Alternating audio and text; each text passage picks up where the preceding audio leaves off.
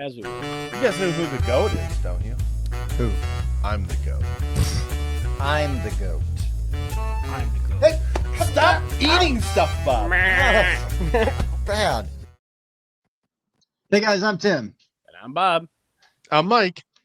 And I'm Mike. Yeah, this is the Board Game Rundown, and today we have one of our favorite guests, one of the all-stars, Mike Giuliano. He's wearing one hat now, but he wears many hats in the industry. One of many. And apparently multiple jerseys as well. That's right. Oh yeah. I mean, if you watch season 1 of the full 42, every show I had a different game used jersey on. This is not game used. I am not a Blackhawks fan. This is my holiday. That's what I was jabbing you at, is that it was not a Rangers jersey. So. It is not. It is not a Rangers jersey. It's Griswold, so it's okay. It counts. It counts. I do get looks though, because I'll wear my Rangers Santa hat. Oh yeah. And I'll get comments like Blackhawks, and I'm like, yeah, just read the back. And they're like, okay. Yeah, like calm down. All is forgiven. Yeah. Yep. Yeah, thanks for having me on again. Glad to be here. Glad to talk more games with you. You fine people. Yeah, man, it's going to be good. I'm excited. So we are going to be doing our new to us of the last year of 2025. So the rule is it doesn't matter when it came out or even if it's out. It's just our favorite games that we have played in 2025. Yep. Well, I thought it had to be for the first out. time. No, if I played this game for the first time this year, it was qualified. Same. Right. Same. Not games like it's got to be out, not like prototypes of stuff coming out, right? Oh no, I got a proto on. Oh, Yeah. Wow. Excellent communication skills prior to the recording of this. Here he goes again. Calm down. I've got one that's a prototype. Oh yeah. One. Technically, I have one that's I have two in my top 25, but in the top 20, there's only one. There you go. Right. All of mine are published this well, not this year, but they're out. You can buy them. They're retail available. So there you go. Yeah, I mean, two of mine just came out. That one just actually both of them. One's still they're both still fulfilling, but technically they're out. So hey, that counts. It counts. I rated. Oh, go on, Mike. I was just gonna say most of mine actually are 2025 releases, and that's just the way it shook out. But there are several that are a few years old. So I've got some 2025 releases, but my very first one that I'll talk about tonight is the one that is not out. But yeah, you'll see why I'll talk about it. Because I don't even think you guys know that I played this game. But other than that, how many games you did pull you guys games rate? from lists? We probably never heard of the game because it's from a list that we don't even know exists. Yeah, well, Googs, if you don't know this Mike. one, you should be ashamed of yourself. I'm going to tell you that. We You better like my number 20. 35 games is what my Pub Meeple sorted for me. How many did you do, Rice? Do you know? Yeah, I ranked 28. Oh man. How about Googs? Do you have any idea? I have 20 ranked. We're doing a top 20. We're going through. That's what I got. He said 20 to 11, No, and I have my 20 through 11. No, that's fine. I entered 63 games into Pub Meeple and rated them all. 63 new to me plays. Someone's got a lot of free time with their new job. Yeah, I just don't want to do that many comparisons. It takes like twice as long. Well, I wanted to have when we do, if it's not out yet or if it just came out, 50 my worst of 2025. Ooh, Oh, I see. That's Okay. interesting. So it naturally 63 through 59 or 58 or whatever it is are my worst of 2025. So I got my best for this list. And there's a bunch in the middle. Okay. Obviously. Top numbers. I have none older than 2024 on my full list. Okay. That's not true. That's not true. This one's gonna be older. Oh, and no. On my 20 through 11, I have nothing older than 2024. Okay. Okay. I've got a lot of new ones, new to 2025 releases. The in my majority 20 of mine are through 11. 25 releases. Mhm. Hmm. Or pretty close. Pretty close. Pretty But close. yeah, to- as much as we'd all like to play every 2025 release that comes out, it's just not realistic. You can't. So again, that's why we do new to you, and it doesn't matter what year they came out. So. Yeah. Yeah. No, I It's like doing the list impossible. this way. It's the best. There's what, 4,000, 5,000 games. Not all Oh not my all God. good, but there's 4 to 5,000 games published a year, if not Mhm. more at this point. If you ever go to Essen, you'll see it's impossible to play that many, right? Exactly. That's right. Yep. All right. All right. So if we're ready, then I guess we will start with Tim's number 20 and go back to Mike. Sorry, I don't have 20 numbers. Deal with it. All right, Tim.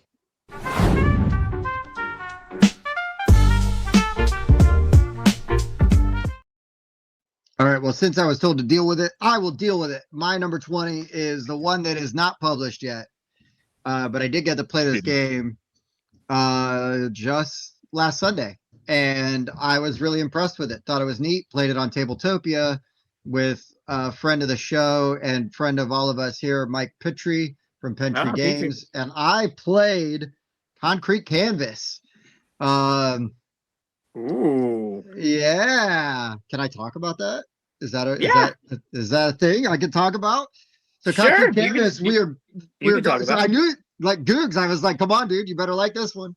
You might know a thing or two about a thing or two. I do. So in this one we are tagging basically like subway walls, and you've got two characters that you're moving, and the way you can move though is from like station to station, and there's adjacency rules, but then each station has numbers, and so you have to move up or down a number when you move to an adjacent station. And then when you move to that station, you're going to get a paint can depending on the spot you go, and you're going to leave your sticker there to cover up that paint can, effectively blocking that space. And you're going to turn in those paint cans to then get like big pieces of art, which are going to score you points. They've got tags on them, which you might be chasing some tags to try to get more points for modifiers. Also, those paint tiles might have like a scrub icon on it, so you're going to erase one of your stickers, which opens up a spot for movement. Now you can do that strategically, so it leaves you a spot to go back to in case you get stuck. But it might also give your opponent an opportunity, a place to move. There's also like one that can give you like a paint icon. There's one that gives you, it's got like a little lightning bolt, lets you put an extra sticker on. So then at the end of the game, you're scoring for your tags. You're scoring the points off of the big art pieces you've done. And then there's also like area control. So how many stickers you have in each station. So like Bronx, Staten Island, Manhattan, so on and so forth, Brooklyn. So did I do a good job explaining it, Googs? You did a very good job. Yeah, so I got to play this really, I thought it was pretty neat, and I like the art style, the vibe of it. And so and I even did the whole, and just so you know, Mike cooked you up. We did the whole playtest survey afterwards. We went through the whole playtest survey afterwards. Thank So you. he's Thank you very Tabletopia, much. did you get a new computer, Tim? taking a bunch of notes. Technically there's an app for Tabletopia, but that runs on my MacBook fine, unlike Steam. Unlike So TTS. Yeah. So Tabletopia ran clean, so I didn't have any Nice. issues. Was able to play it. So yeah, he just reached out to me and was like, "What are you doing later?" And I'm like, "Other than being sad that Notre Dame's not in a bowl game, nothing." And he's like, "Well, hey, play this game with me." And I was like, "Okay." And I didn't even know what game it was or anything. I just hopped on, and then we got in there and played it. So Well, Concrete Canvas. first thing is at least you're not Michigan right now. Second, That's the true. right the the game is pretty damn good. I appreciate you filling out the feedback form. If you don't know who Chris RWK is, look up his art. It's showcasing his art. The designer David and him have been friends for years. That game has a really cool movement mechanism, like that restriction of movement, how you got to move on the tiles is great. I love the art that's in it. It's a really good game. It's looking to kickstart 2026. We'll have it at Gamma if you're going to be at Gamma. But the reason Tim was so confident I would like it is because I'm project manager on it for Intersection Games. Yeah, it's a good one. It was solid when I first saw it. It's gone through a couple changes, couple modifications based on some feedback. Mhm. And then we just ran it through a couple more weeks of play testing to get it right, and it's pretty damn solid. Yeah, I actually told Mike that we need to reach out to Bob and Rice over here and get them in on a game so that they could see it, check it out. And Oh hell Bob, yeah, you're on. they You guys are on the I- list when we get the the iconography is prototypes. good too. The iconography is Nice. good. Yep. So even though there's color based stuff, the iconography is solid. Was Yeah, really and David, clear. we made sure to put the icons on the paint cans too for color blindness as well, right? You got Nice. the different shapes on the different paint cans. Mhm. Yeah, it's good stuff. And you guys are on the list. You guys will get a copy for content too. So Oh yeah, look for you guys. Look for them to have it early next year. Sweet. sounds good. All right, Hoop. All right. Good pick. My number 20. So this game's been out, but it's also coming out. They actually made it into a trilogy of garden games, but Aqua Mm. Garden is a bunch of fun. I've had Aqua Garden for a few years. I never got a chance to play it. And then finally we got like the trilogy of them, and Tim and I sat down, played through like all three of them. And yeah, I just really enjoyed Aqua Garden. You've got your little worker inside your fish tank, and you're moving them around, and you're collecting these fish and trying to appease these different contracts and whatnot. But you have to be careful that you're like balancing like how much oxygen you have in there within the different fish, and some fish can be with other fish, and some can't because obviously they'll eat them. Mhm. But no, this is a lot of fun. It's got really cutesy meeples. And I like that movement mechanism where it's one of those where you can kind of go as far as you want, but then like the people behind you get to keep going and taking actions until you're no longer in last place. And yeah, and they're all played similarly but uniquely. So there's different unique things about each one, and good stuff. Yeah, this was 35 on my list. Yeah, I liked Nice. it. Yeah. Yeah. This was being released with Sky Garden and Dino Garden. Yep. Correct. Yeah. Yeah, I got in on Dino Garden for reasons. The kids love Dino- dinosaurs, so why Yeah, wouldn't I? Yeah, Dino yeah, Garden's and Dino fun. Garden was good too. I have the I had original the old print of version. that It's a one. much smaller box, and then now they made them all kind of like a standard size box. Yeah. And there's like a 1, 2, and 3, like a whole Mhm. collection. So I have that first edition. I haven't played it yet, but the concept, the recipe concept, right? Of you want to fulfill contracts, but you gotta figure out the puzzle of how you get things in things when other things are gonna get eaten. Like that's Yeah. pretty fun. Yeah, Yep. Yeah. good pick. All right, Rice. All right. So this one snuck right onto the list at number 20. Mike taught me this one at Origins, and I love a good flip and right. I am talking about Trails of Tucana. ooh, Mm. yeah, that's a good one. This was an enjoyable flip and right game. So basically, you're going to flip two different territories that are two separate cards, and then you're going to draw a route between them. And ultimately, you want to try to get your routes to connect from these sort of Relics. sites, relics. These little relics on the map here, and you need to get your relics to connect back to these sort of villages that are on the edge of the map. And so you're hopefully doing this. You kind of got like a turn efficiency sort of thing here, where you're trying to overlap routes as you can, because you don't want to have a whole bunch of extra unused lines.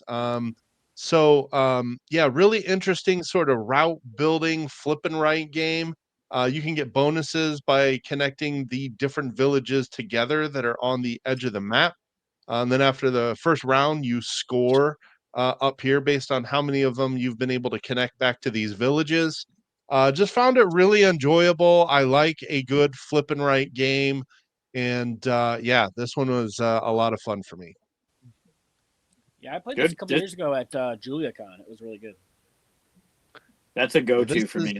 That goes to every convention. That's a great way to get the Rossies, or at least die to stay for one more game, whether it's There 2 you in the go. morning or 4 in the morning. That's it's an easy to teach game. It really is. It's fun, and the mat is double sided. The board, your paper is double sided, so you can play a 2-round or a 3-round. You can play a short or a long version, and it's just the amount of times you go through the deck. that's one of those games that you're up and playing in under a minute, and you could be teaching during round one of that game, right? Yeah, really. Good. Yeah, good there's actually a much better photo of the route building that you're doing. But yeah, it's really good. I like the way the scoring is done and everything. And I can see a lot of replayability in this. You just never know exactly which territories are gonna flip. Mhm. I forgot to do this before I started. Some stats really fast. So I played 306 games in 2025. 89 of them are new to me. That's actually a dip, quite a bit. Last year I was at 147 new to me. So that did drop a bit, but we moved studios. That took away some time. We spent some time away from home. So, some things going on that prevented extra plays this year, but I got 89 to draw from this year. All right, that's it for me. I'm thankful that those things exist, right?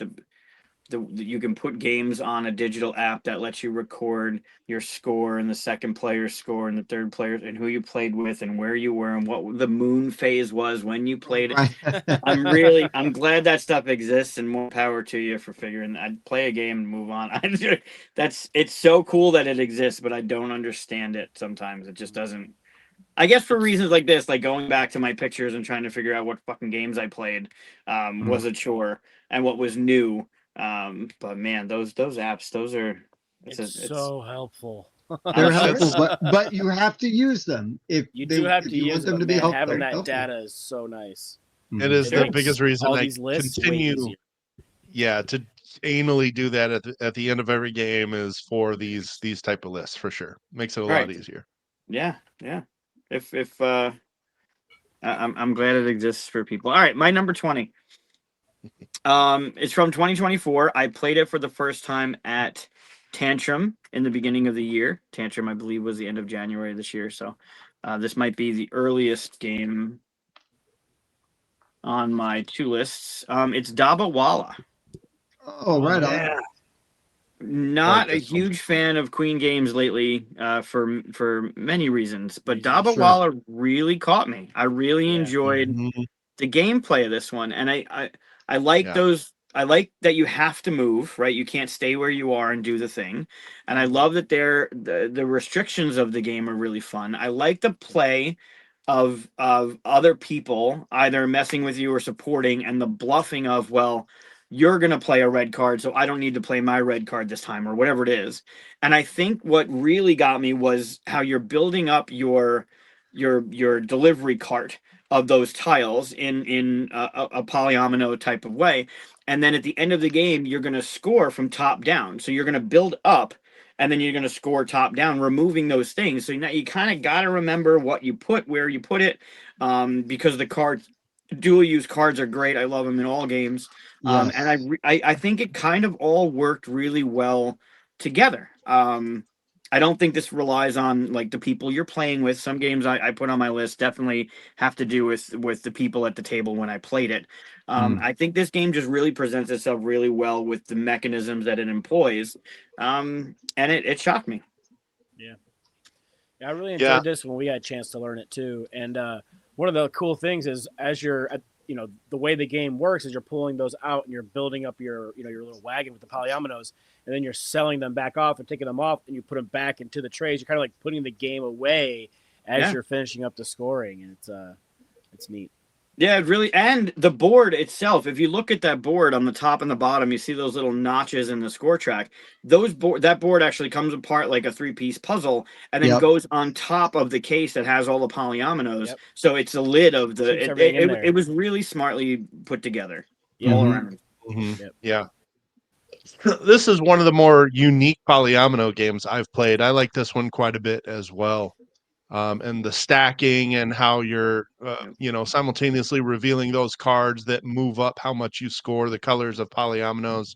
Really, really interesting game. I liked it quite a bit. Yeah. With And then there's that stacking play, and that mechanism selling. where like it's going to be your turn, and I see what you have.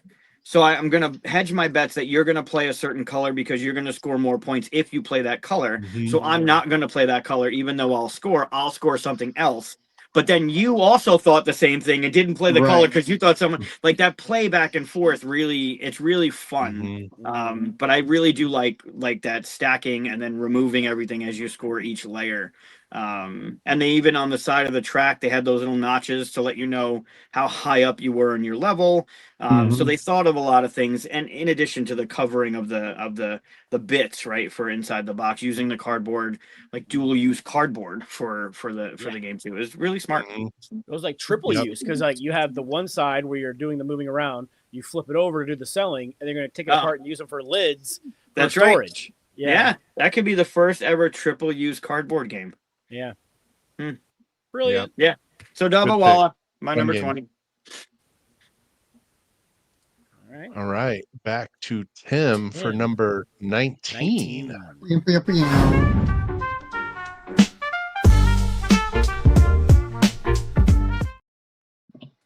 My number 19, designed by friend of the show, came out this year, Gen Con release, and I am talking about Twinkle Twinkle. Man, this game was really good. So far, my favorite Ammon game that I played so far. But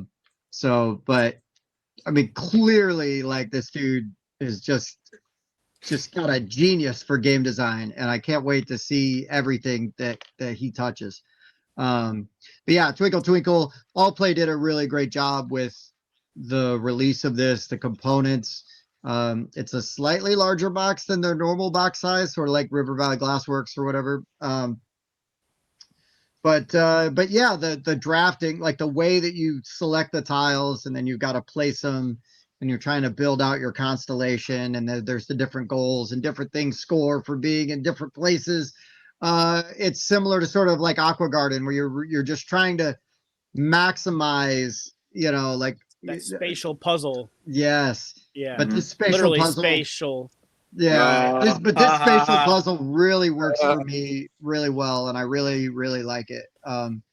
Yeah, Tim, I mean, I'm gonna jump in real quick because literally my number 19 is Twinkle Twinkle. Let's go. Yeah, that's why I threw that crossover up there because I really enjoyed this one. I love how as you're choosing your tile, it's kind of also staging you for your turn order for next turn. That's a really neat mechanism. And then the fact that there's so many different scoring tiles and they're all like double-sided, there's just a lot of ways to play this game. You can mix and match your combinations if you got the expansion and stuff. So lots of good stuff. We played this 3 times when we sat down. Oh my god! Yeah, we're like, well, we could do it like one more time just to be play sure. Again. Let's re-rack play again. We played the green side and then the blue side, and then we added in the expansion. So it really felt like 3 different games when we played it. Yep, it's a good one. We really needed to be sure that we liked it. Well, there you go, Mike. It's your turn. Yeah, you flew through that. Yeah, I guess so. Yeah, there might be more discussion later. Oh, I imagine. Yeah, that one was a hit with all of us. So this is one example of a game that we got to preview for the Kickstarter. And I mean, at least I'm staying consistent. Last year, I didn't cover any games on this list that had not been published. So even though I played the preview, it wasn't published. I didn't put it on my list. Now it's published, and I played it again. So technically, it was new to me last year, but now that it's available, I will happily talk about Wine Cellar from 25th Century Games. I just absolutely love this game. I really enjoy bidding. I like player interaction in my games, and this one really, really delivers. So basically what you're going to do is you are going to put these wine bottle cards. It's always tricky to find cards actually splayed out in the center. So there you go. If we get a 4-player game, you're going to put 4 wine bottles out in the middle of the table, and everybody's going to get a hand of 8 wine bottle cards. You are going to select a bid, which is the number you see at the top of the card, or what's on the right now, that big bold number there. You're going to reveal them. Whoever has the highest number gets the first pick of the bottles that are in the center. You're going to take that bottle, tilt it to the side, and put it in your wine cellar. the cards that you bid with then stay in the middle, and those are what you're going to bid on the next round. I think that's a really clever mechanic.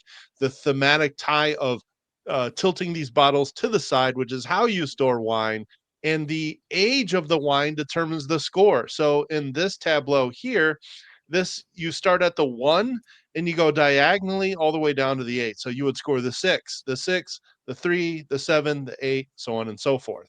And when you are adding the bottles to your cellar, you can only add them to where they touch previously placed bottles. So you can't have gaps. They got to touch. So they got to go above or below your previously placed bottle.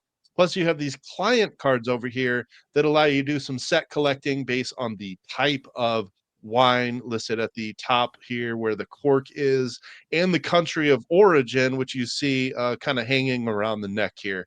It's just very well done. It's got gorgeous Vincent Dutrait art.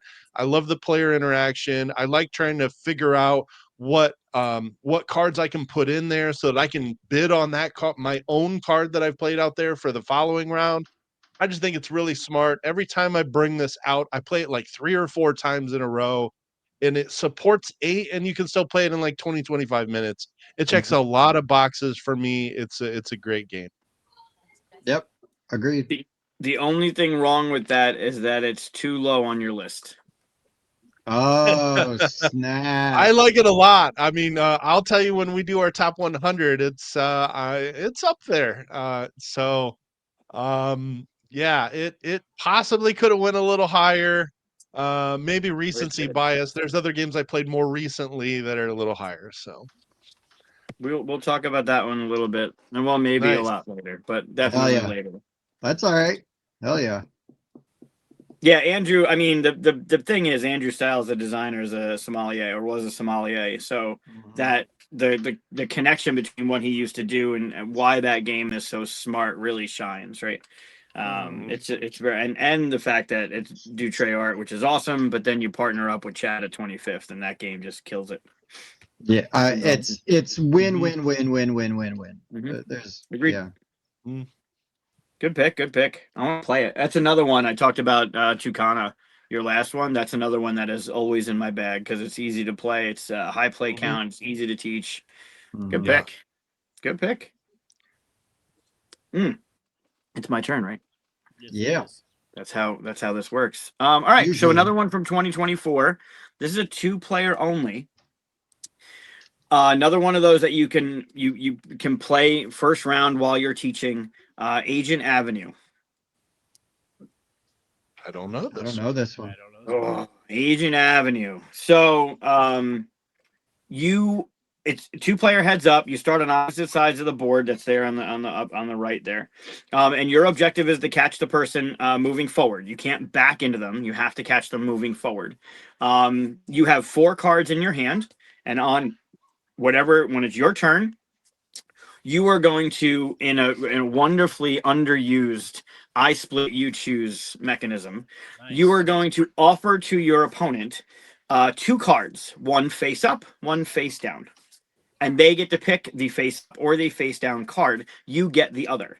And then you're going to put it into your tableau. And if you can zoom in on what's down there in your tableau, you'll see that they have different, on the left side of those cards, you'll see they have different values. So the code breaker, there's a 0, and a check mark. The sentinel, there's a 0, 2, and 6. The saboteur is -1, -1, -2. The number of those cards you have in your tableau is the number you're going to trigger. So 3 and higher is that last one. So for example, in the sentinel, if you pick the sentinel, whether it's face up or face down, that's yours. You put it in your tableau. If it's your first sentinel, you move 0 spaces. If it's your second sentinel, though, you're going to move 2 spaces. And if it's your third, you're going to move 6. And that's always forward. You're always going clockwise towards your opponent, right? The code breaker, you move 0, then 0. But if you can get the third code breaker, you automatically win the game. But if you look, the 4th card from the left, the Daredevil, it's a 0. I think it's a 0, a 2-2, a 2-3, whatever that one is. 3 and an X. And an X. So if you get the third, you automatically lose the game. Okay. So, and then you cannot play the same card face up and face down unless you have 4 of the same card in your hand, and you'd have to reveal that.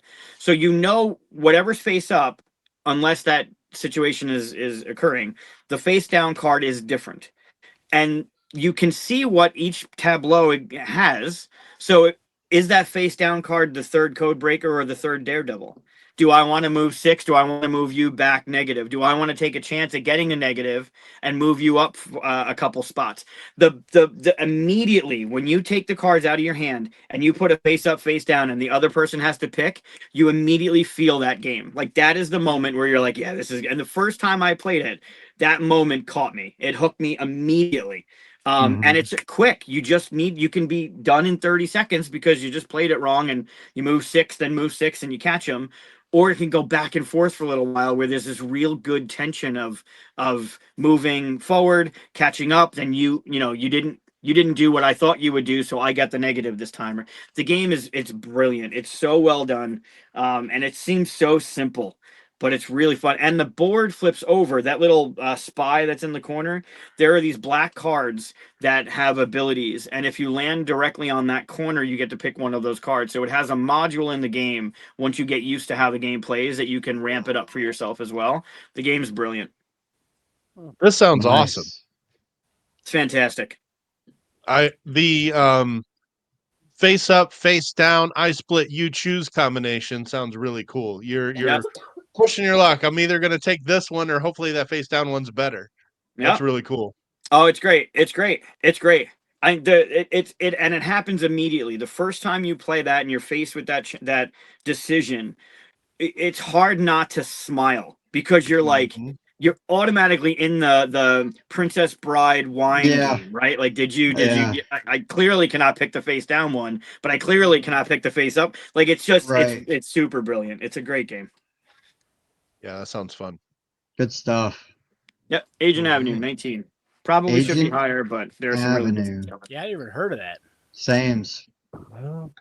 I think it's just coming to North America. I think it was a UK Games Expo release, maybe. Okay. And now it's making its way over here. If not, it's already here. I think you should be able to get it by now. Yeah, right now I'm only seeing copies on eBay, so yeah, it's not quite here yet. Interesting. Well, keep an eye out for it. It's or at least no websites that I'm familiar with, at least on BGG. So cool. You're welcome. Okay, back to Tim for number 18.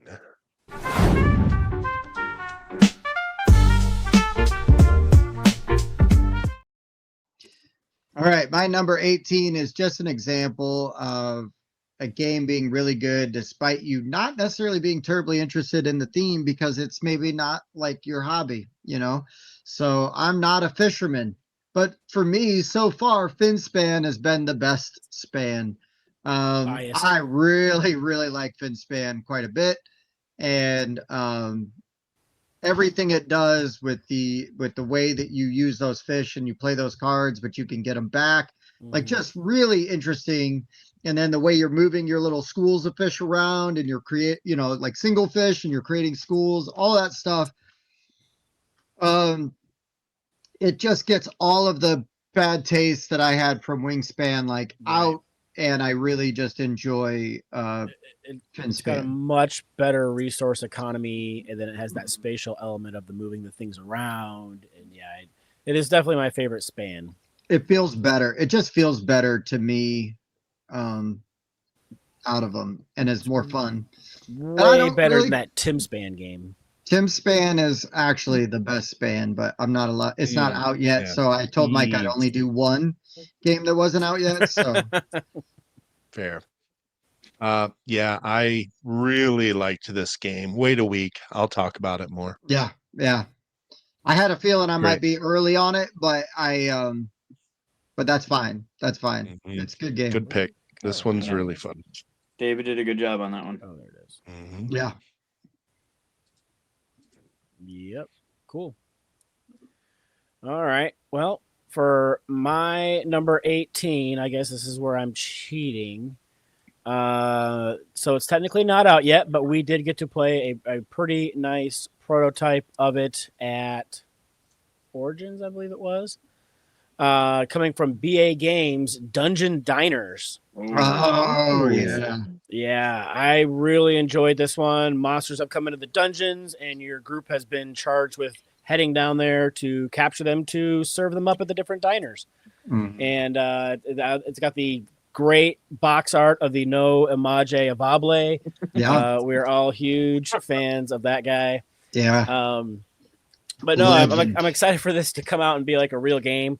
I had a good time playing it. The exploration, the flipping of the tiles over, and then trying to, capture the different meats you need to fulfill your contracts, your player board, and it's got like these different like sleds and stuff like that you can unlock, so you can carry more meat back with you and whatnot. And this will be a good time when it's ready to go. Yep. Yeah, that was fun. I enjoyed playing that one. I get to play that one last year at Grand Con. And that's the first BA game that Sam didn't design, right? Yeah. Yeah. Mm-hmm. I can't It wait for sure Goats and Goblins. Oh, Goats and Yeah. Goblins is so good. Yeah, So I good. left Sam's it off feeling right because now. it's not out yet, but man, if it was, it would definitely make the list. That's a blast. Yeah, good stuff. Yeah, for sure. Yep. All right. This is the one Bob and I were talking about the other day that I forgot to put on the list. And I was like, oh, shoot, I got to sneak this on here somewhere. And it's Mad Kala.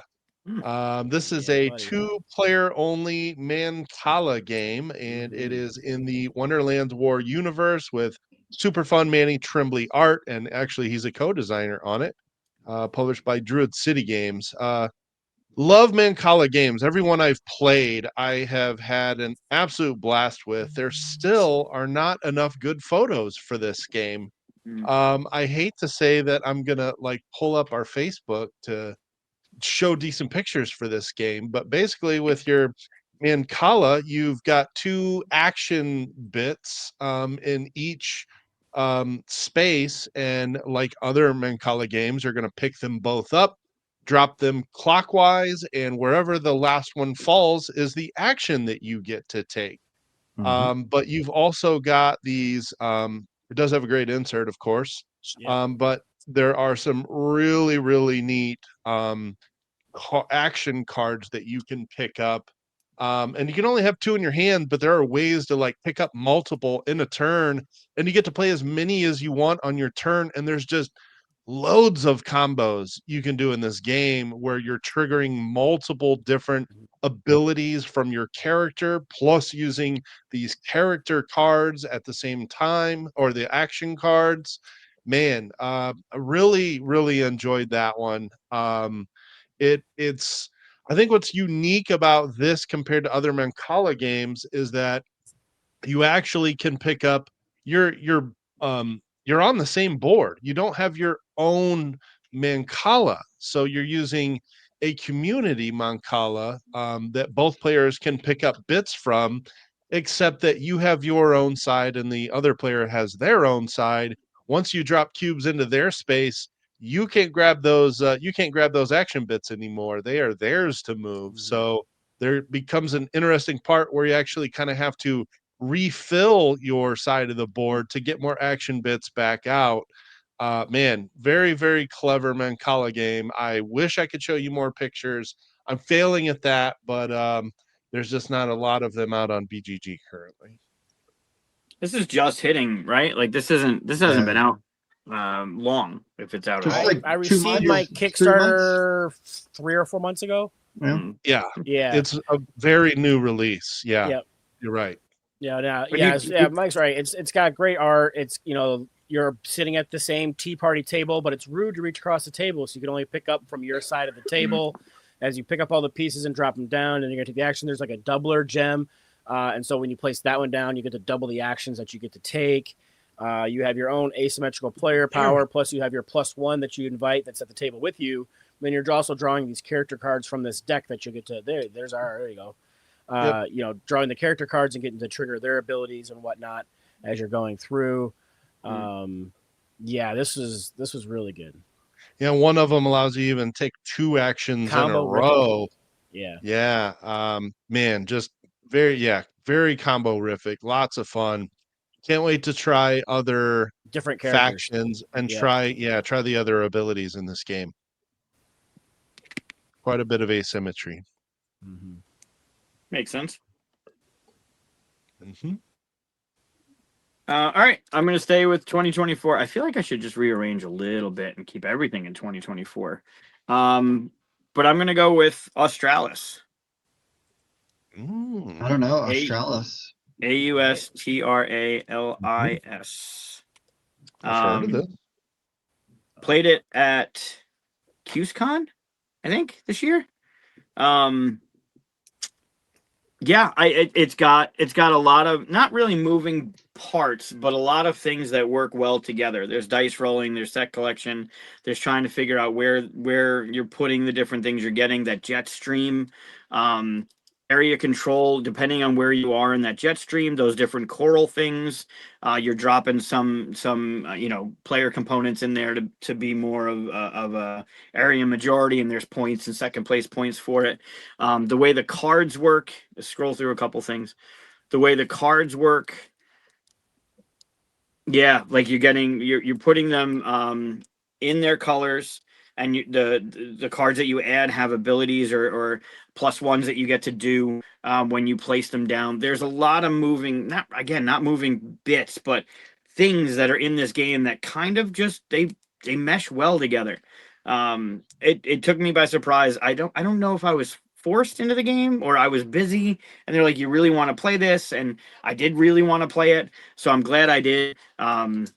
But yeah, the meeples are good. The production quality of it is great. The art, like that jet stream, is kind of the wonky thing because it doesn't really look like that. But I really Looks like the nice. way your player board worked. How you're putting the set collecting of the cards. You can't do the same thing twice. Like there's a lot of things that work in this game that made it pretty spot on. The dice, probably my favorite part of it were the dice because I do not roll dice very well.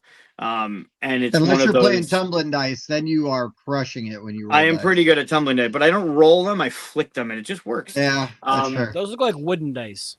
They are, and they're limited.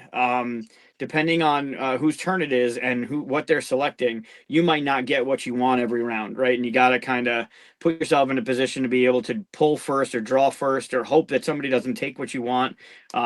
And in like the white and the yellow are common, and they're just giving you fish. So depending on what it is, like you might just need the fish that round, or you might need the purple die, and there's only one purple die. There's a lot going on in this game, and it works really, really well. Mike, I think the solution to your pitiful dice rolling is you just start flicking dice off of a ledge of some sort. So Mhm. Sure, my role will be the tumbling dice mechanism. Yeah, That just use the board. board. And anytime just I carry roll, I'll that just board flick it. around with you. This is my Yep. personal dice tower. Sure. I can get the junior, the tumbling dice junior. It's a There smaller you go. board, so it's not as big as the one that I have. And then I'll Nice. just my dice will just roll off. The thing is, I won't ever at that point I won't ever roll off of it. It'll always stay on the thing. It'll always stay on. Yeah. Right. You're like, all right, I get 4 times that amount. 4 times Yeah. the fish. Yeah. Right. Nice. Yeah, so number 18, Australis, I recommend it. It seems like Sweet. it's another one of those coral games, right? Or those reef Oh, games that kind of yeah. came out this past year. But it does a lot of good things in that game. Looks Right on. pretty though. It is pretty, and I like the wooden dice. The wooden dice are nice. Sweet. I don't like rolling wooden dice. Meh. Don't like it. I like Oh, it. you don't? No, I prefer Why? a plastic die. The wooden die just feel too light. There's no heft to them. I don't like it. True. They're I lighter. like it. It's less of the clunk. I don't know. It's satisfying. Just All right, dice and back roll. to I guess. All right, back to Tim for number 17.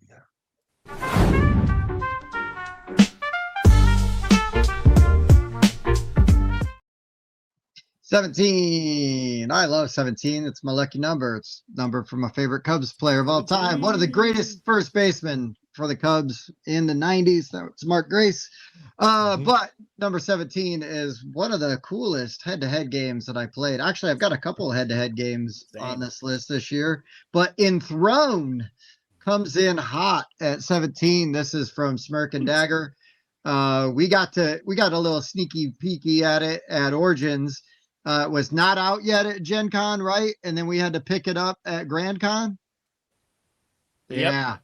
And this game is head to head. You're moving any of the pieces you want, more or less. There's a little track on Yep. who can move, and who can attack.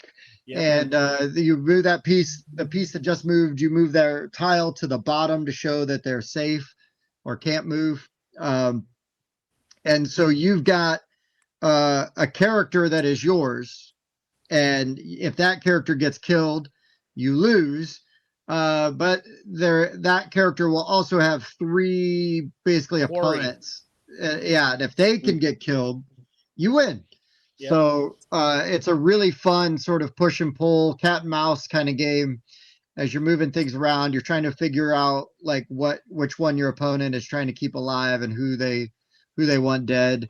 But man, it's good stuff, and the components out of the box are just absolutely amazing. They're really good.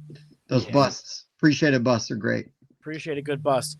When we saw this originally, I thought the concept was awesome, and we got our hands on it finally, and it's a blast. Like that whole track where it says who can move and who can't, who can move into a scoring position, who can make attacks.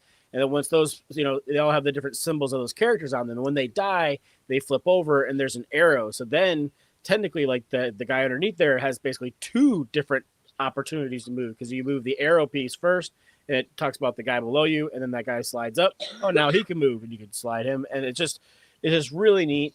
And then it has a thing where once the 4th character dies, if that doesn't result in a victory for somebody, whoever killed that character loses. So you can't just go around willy-nilly offing whatever characters you want. And so you're, trying to move and get your opponent to kill the people that you want, or, okay, well, I moved that one really close to center. Maybe that's the one that they know who they are. So I want to kill that character before they get a chance to move in the middle. Yeah, it's really unique and a bunch of fun. I love that head-to-head. Yeah. I like that men mechanism. Like, you can't just kill people, because if you kill the 4th and it doesn't resolve, you lose. You lose. Nice It's restriction. mean. Yeah, it's you mean. really. It's tight. It's smart. Oh. Yep.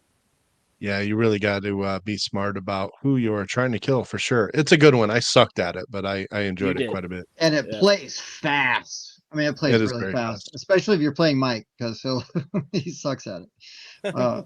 Just kidding. So far. True story. Nice. All right.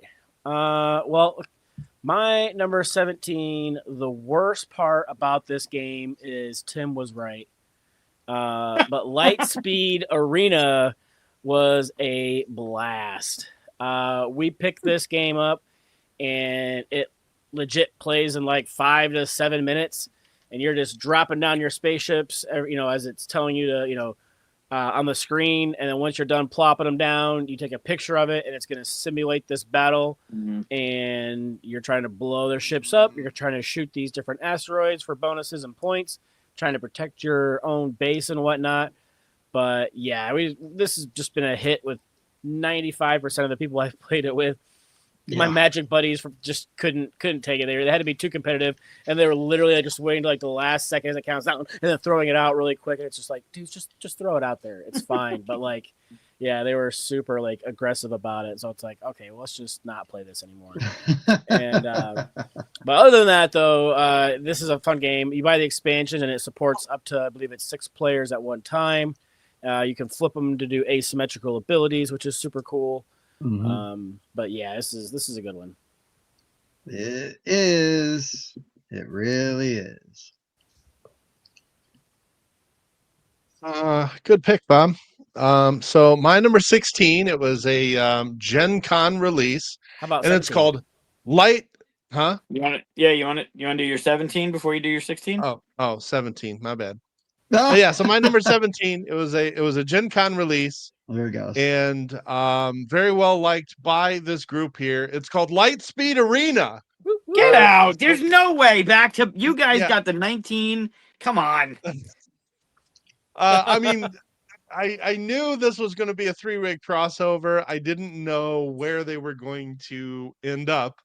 But yeah, this one is a blast. The only regret I have is I didn't get both of the expansions. I only got the Black Hole expansion. I still got to pick up the Glyphon expansion. But yeah, love the asymmetry. Love how the different factions that you play have their own special abilities. And yeah, that app just makes this game sing. It's fantastic. It really does. Yeah, I cast it to my TV, my gaming TV, so everybody can kind of like see it real easy and whatnot. Yep. So. That's the way to do it. Mm-hmm. It's a blast. Lightspeed Arena, number 17. I learned about that one from you guys. I don't own it, or I haven't played it. But I've heard about it from you guys multiple times now in the same show, nonetheless. Yeah. It's good stuff, man. It's good stuff. I still haven't played my copy, which is a shame. Honestly, what we need to do is just review this game so we can put content out for it. It's so good. I can't believe we haven't reviewed it yet. What the hell are we doing? I know. Let's plan on it this We're week. too busy I was playing bring it. it Sunday, but I've already got it. Seriously. I was gonna say, why do I need to bring it? If only you guys had a show that you can review games I on. know. We We should. should look into that. Mike, Yeah. write that down on one of those lists you got. Oh yeah. I'll put that in my Google Doc. There you go. Yeah. You can come on our Make show. sure You you- can review it on our show. Make sure you write it over the spot where Bob owes you money. Like, just cover that up. Hey, he owes me completely. money right now. Thank you very much. Oh, sweet. Oh, $5. Yeah, it's true. Yeah. Counts. It counts. I feel like I bought you a beer to offset that, but whatever. Did you? You hang on to my $5 debt as long as you want. Did you? Wow. Oh, Mike's money. Yeah. Hey, Bob, I'll buy Mike's $5 debt from you for $7. Yeah. Then Mike will owe me $5. God, it's like you guys have a show. Right. All right, so I'm gonna do 17 before I do 16, if that's okay. That's Smart. a bold move, but Yeah. go for it. Okay. All right. Weird. Weird. I mean, numbers. This is my first 2025 game on my list. All right. And it's Chemical Overload. Oh, hell Ooh, yes. nice. Chemical I love Overload this game. is not only stunningly beautiful, Oh. I think the game play, although takes a minute to ramp up. Mhm. Like, there is a slog in the beginning of that game to get things kind of moving, but then once that game starts moving, everything is amazing. Mm-hmm. Game is gorgeous. The art is Yeah. gorgeous. I love the setup is a little bit, and then getting those first couple turns under your belt, figuring out how the different things work, right? You're upgrading from potion. You have to have the jar to do the potion. There's a couple things that I wish there was a little bit of a fast forward button. Like maybe if you started with a couple things until you get to, but when you get to that fun, that game is fun. That game is really fun. Yeah, We, there's really cool things like you get to keep the potion bottles out when you get them, so you don't have to keep Mhm. drawing them all the time. That speeds things up. Yeah, Yep. it helps to speed things up and whatnot. Have you seen the expansion? I have not. Yeah, it's coming out next year, but it basically does toxin levels over there on the side. It basically adds like 3 or 4 different toxic like tracks that will do different things, and then it also adds a couple of different size flasks that you can get too. So. Amazing. Amazing. Yeah. Yeah, give me more for this game. Give me more. Yep. I mean, there's enough in it. The replay value of it is pretty good, right? It's gonna feel different when you play it, just because of the way things come up, and you can go different routes with the different kind of components that you're mixing and the abilities you're getting. Yeah, this Changed one's up really that good. marketplace that you got there. Yeah, because that's gonna. I mean, yeah, the game was great. The game, it blew me away. I played it because the artist was doing Chris's game with 3WS Zazamos. Oh, So okay. when we reached out to Matt, the artist on this one, Vika, she did the art, so she was the right choice to do jars, canisters for Chris's alchemy game. And it's just I did not expect it to be, not that I didn't expect it to be good, I didn't expect it to be that good. if Yeah. that makes sense. I'll have to let him know you said it, because yeah, I I've never met him. We've only ever just messaged back and forth, but I've got a great relationship with the designer of this game. And like he's one of those guys that we will just like chat about not game stuff sometimes, you know, and really great dude. And I am excited to know I showed West Chemical Overload at QSCon a year ago, and he was like, holy crap, this is really good. And I'm glad that it has made its way to your circle because yeah, it's a game that not a ton of people know about, and it's. Didn't he get accused of AI art? He did get accused of AI art because Shut Up and Sit Down covered his game, or it showed up on like one of their lists, and everybody, without knowing or having any real knowledge, started accusing it of AI art. And he's like, I spent a lot of money on this art. Like, it's really frustrating that they are saying this without paying, doing any research. This James Churchill is a fairly well-known artist as well. So yeah, that second one there is the one I'm talking about. Her art. I don't know how much art is which person who has what, but yeah. Yeah, it's really good. I think Petrie is friends with the designer, or at least I found the game. Petrie brought the game to me, and then it just so happened that when we were talking to Matty P about artists and having Matt Paquette and company do the work, that Matt said, "Oh, well, she's worked on this game, so it's a nice little pairing with the jars and everything." So we just happen to have it because of Petrie. Perfect. Yeah, good game. I'll have to ask him if he knows. Nice. Yeah, we played it last year for the first time. It just takes a little bit for me. It takes a little bit to get going. Yeah, like when we were playing, it was like, oh man, this is gonna like I get it, I understand it, cool. Like we can play some, but then once it started going, it was like I don't want to not play this anymore. I want to play this more. It's like a lot of other kind of standard deck builders where like everybody has the same basic starting deck, so you got to like kind of takes a few turns to like get through those starter cards before you start to get the upgraded cards and start going. Yeah. Right. Yep. Yeah. Chemical Overload number 17. I recommend it. It is worth the journey though. Mm-hmm. For sure. One I still gotta play. Yeah, it's a good one. All right, Mike. Could be on your list of new to me 2026. There you go. That's true. There you go. We'll keep it in the conversation. Yeah. All right. Let's do number 16 again.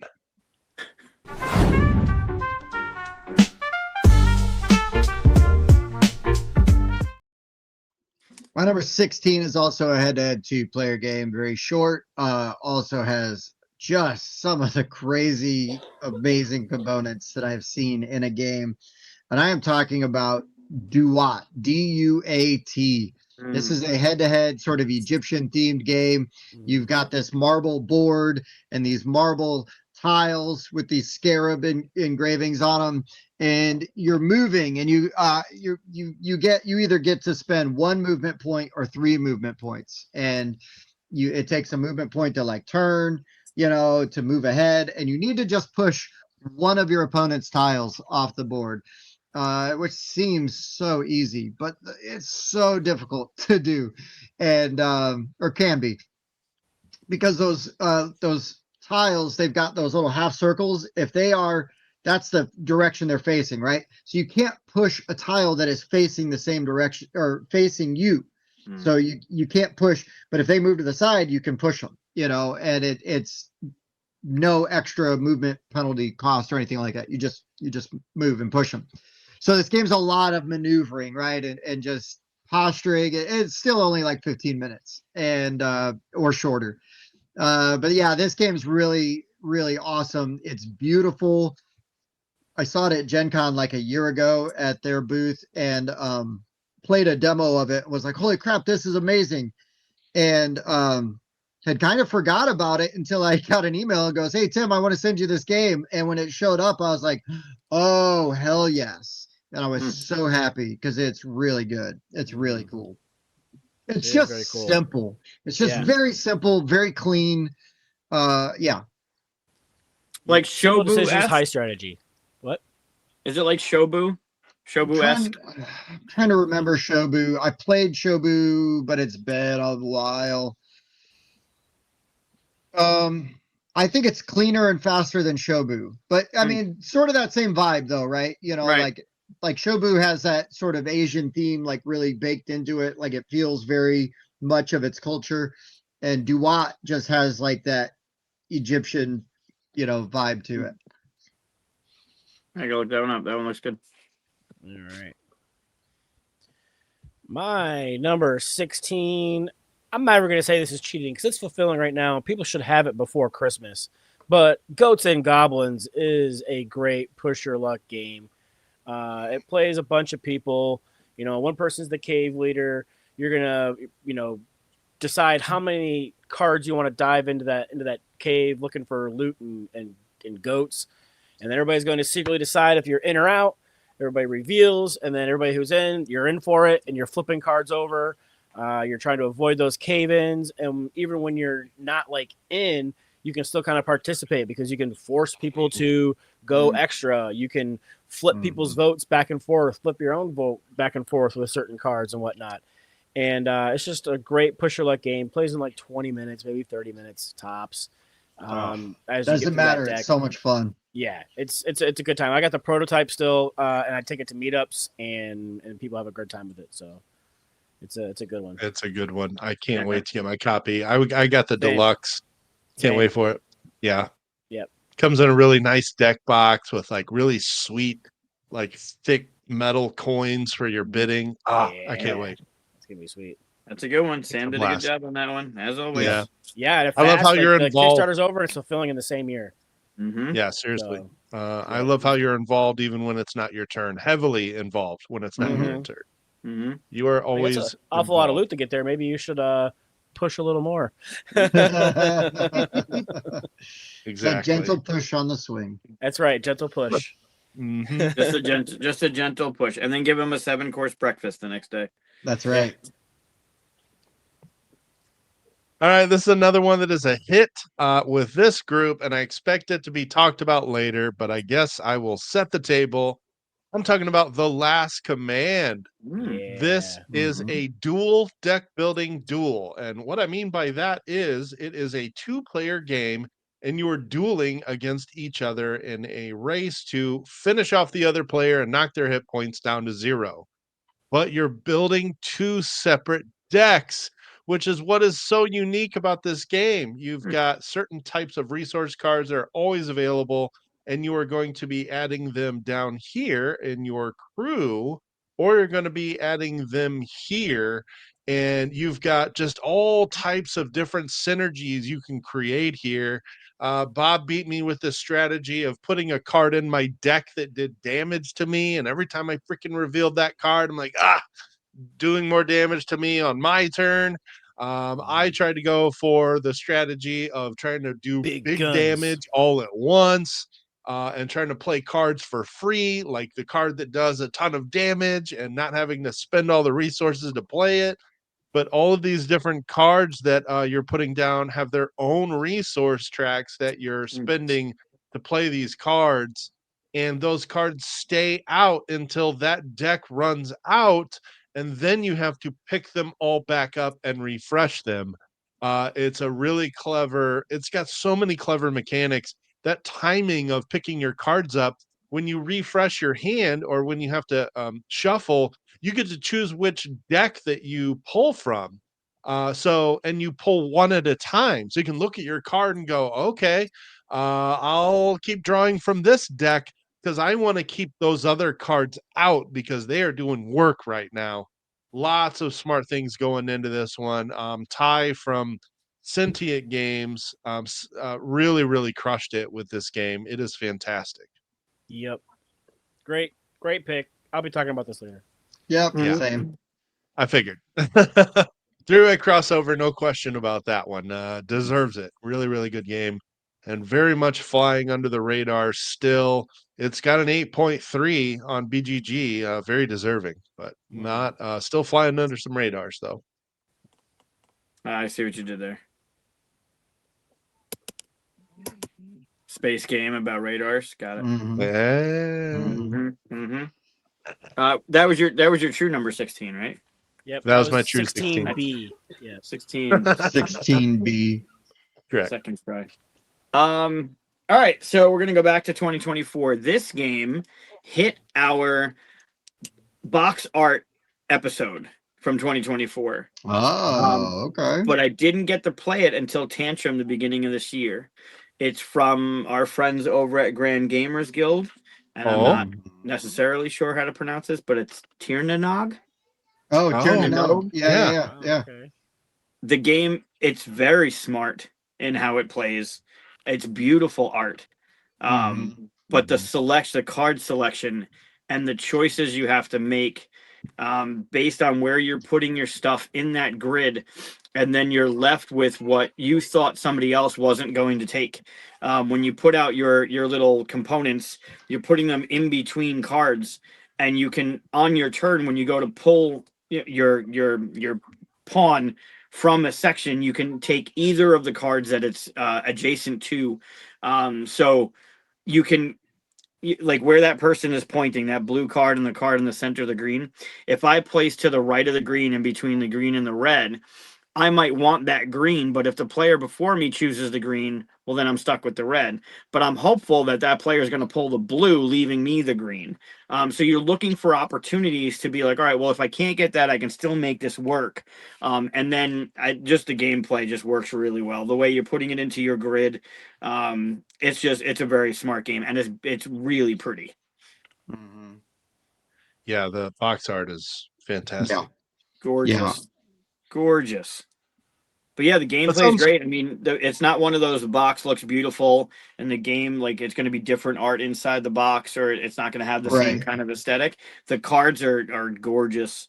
And it does really smart things. I really like that push and pull of the selecting of the cards in that main grid when you're putting your stuff out, where you're putting it and where you think other people are going to go, because they're not going to want that card. Why do they want that card? So, but I'm going to go there in hopes I get that card. But then somebody takes that card, and if you didn't think properly, you're stuck with another card you might not need, or less optimal. Or it's really smart in what's going on in that center, the center card display. Nice. I like that. Have you guys played this one? No, No. heard about it. I've seen the box, but I haven't had a chance to play it. Yep. It's really good. It's smart, and it's not one of those, it doesn't overstay. It does what it's doing. You're going to do the thing, and you're going to get through the game, and it's not at any point where you like, oh, we got to do this again. Like, it's good. It's a good game. Yeah. I worry that the name doesn't do it any Nice. favors, because it is like a weird name. And that doesn't help for people to like know it, and it's Celtic. It's Celtic folklore. So I mean, right. Yep. Well, like there's a Celtic game called Morn Quest, Mour, Morn Quest, and it's like that can't do it. Like you might want to like what, but it's a box art, right? Spellbound does the same thing. Yeah. But yeah, the game delivers. The name could be a thing. I like the new edition of it. They did the little sparkly with the title of it to give it a little bit more pop on the front cover. And the front cover is beautiful. It's a beautiful piece of art. But yeah, that game, it's good. Don't overlook it. Good stuff. Nope. Cool. All right, back to Tim for number 15.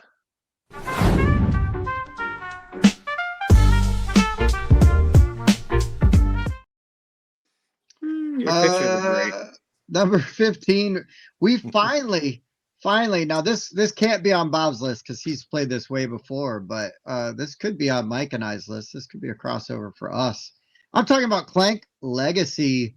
We finally popped the shrink on my Clank Legacy game very early in the year, and I've been playing through periodically, and every time we play it, it is absolutely worth it. I really digging it. It's super fun. It's just an excuse to play Clank, which okay, that's fine. Because I love Clank. For me, it is a top-notch deck builder that I enjoy playing every time and in all forms. So yeah, Tim, I'm surprised you don't have this higher. Yeah, that's fair. I think it's because there's some other games that are on that we handled that I'm just maybe a little more excited about. Sure. Yeah, because if he was more excited about it, we'd be done with it and onto my season 2, which is still sitting Oh, Lord of mercy. right over there waiting. That was a Lord great have segue. mercy. Lord have mercy. No, I like this one too. It's a bit higher for me. Nope, that's cool. Nice. That's cool. All right. Yeah, it seems like this year was like a 2-player kind of year. There's just a lot of games that I played that are 2-player only that I really enjoyed. Enthroned comes in at number 15 for me. Hell I yeah. love that kind of chess back and forth. I love the big, bus that you get to, move around. They come We with that know you love big bus, Bob. I know. Calm down. They come with You that cannot pre-shade lie. on there, which looks really good.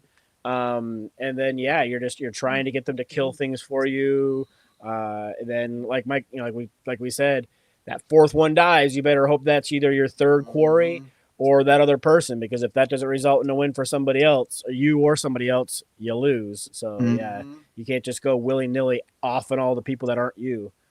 So I mean, you can. you can, but it's not a great strategy That because ain't you gonna also do any you get a good. card with like the meta, so like you can kind of know, like if you see, okay, well they just killed that person that I hadn't moved yet, so that's probably one of their quarry. So which one of those characters has that as one of their quarries that are listed? And that little card right there to the left gives you a breakdown of like if this person is your main person, these are the quarries that belong to them. So it's a nice way to try to meta break down who is who and who they might have. I love the colors and the aesthetics of that art, right? The stained glass with the light blue, dark blue, and the light pink, purple. That is just, it's so pretty. And then you add in the nice size things. That's got some table presence. That's a pretty, just a pretty. I've never played it, but that is a pretty looking game. Yeah. Yeah, it's good stuff. Yeah, it's a good one. It's gorgeous.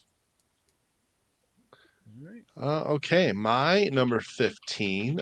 This is another game that we got to review, and I am talking about Castle Combo. Mhm. Really enjoy this one, and in fact, this one was sitting pretty high on the hotness for a while because they put it out on BGA, and it got me back into BGA. I've been playing this a lot on Board Game Arena lately, and I thoroughly enjoy this one. Of course, the goofy art is great. It's just got a really fun look to it.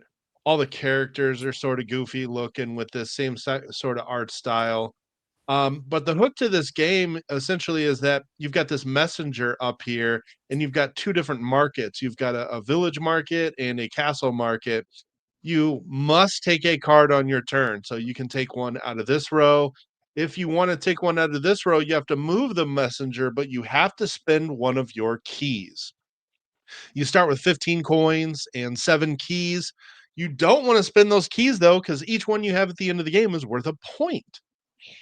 But they give you flexibility in the market. You're then going to take that card that you've pulled out of the market, and you're going to add it to your tableau that must be a 3x3 grid, giving you 9 cards at the end of the game. And once you've played 9 cards, the game ends. And I often explain this as like how Earth is, where there's lots of adjacency, and like these cards in a row will score points for you. It's just that in a game, and just really fun ways to kind of combo cards off of each other. This guy up here scores 8 points for being in the top row.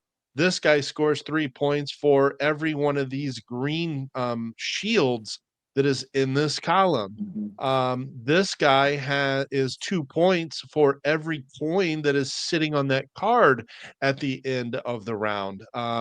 There's just lots of different ways to combo these cards together, and it's just fast enough. It's just random enough that like every game feels slightly different. I don't feel like I'm playing the same strategies over and over. I'm trying to create these synergies between these cards that feels fresh every time I play it.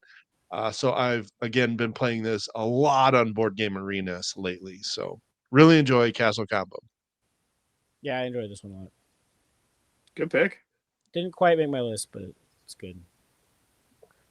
Where did I have Castle Combo? Oh, 45. Yeah.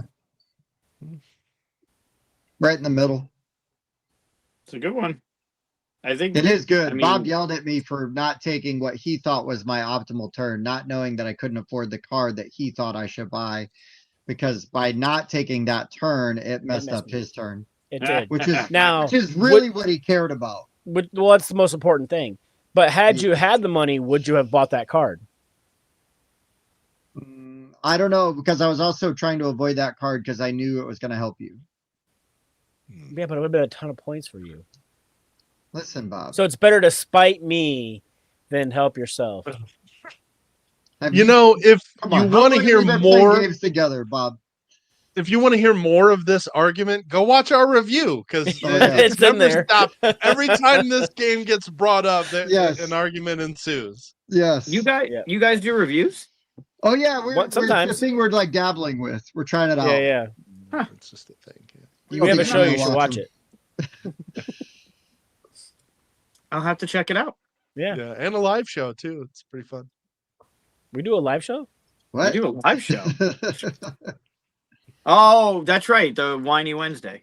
Right. Yes. Whiny Wednesdays. Yes. Whiny Wednesdays. Yeah, we totally stole the idea from this other show called like the Full 24 or something like that. Yeah. I heard of them too. They're a bunch of douchebags. Mm.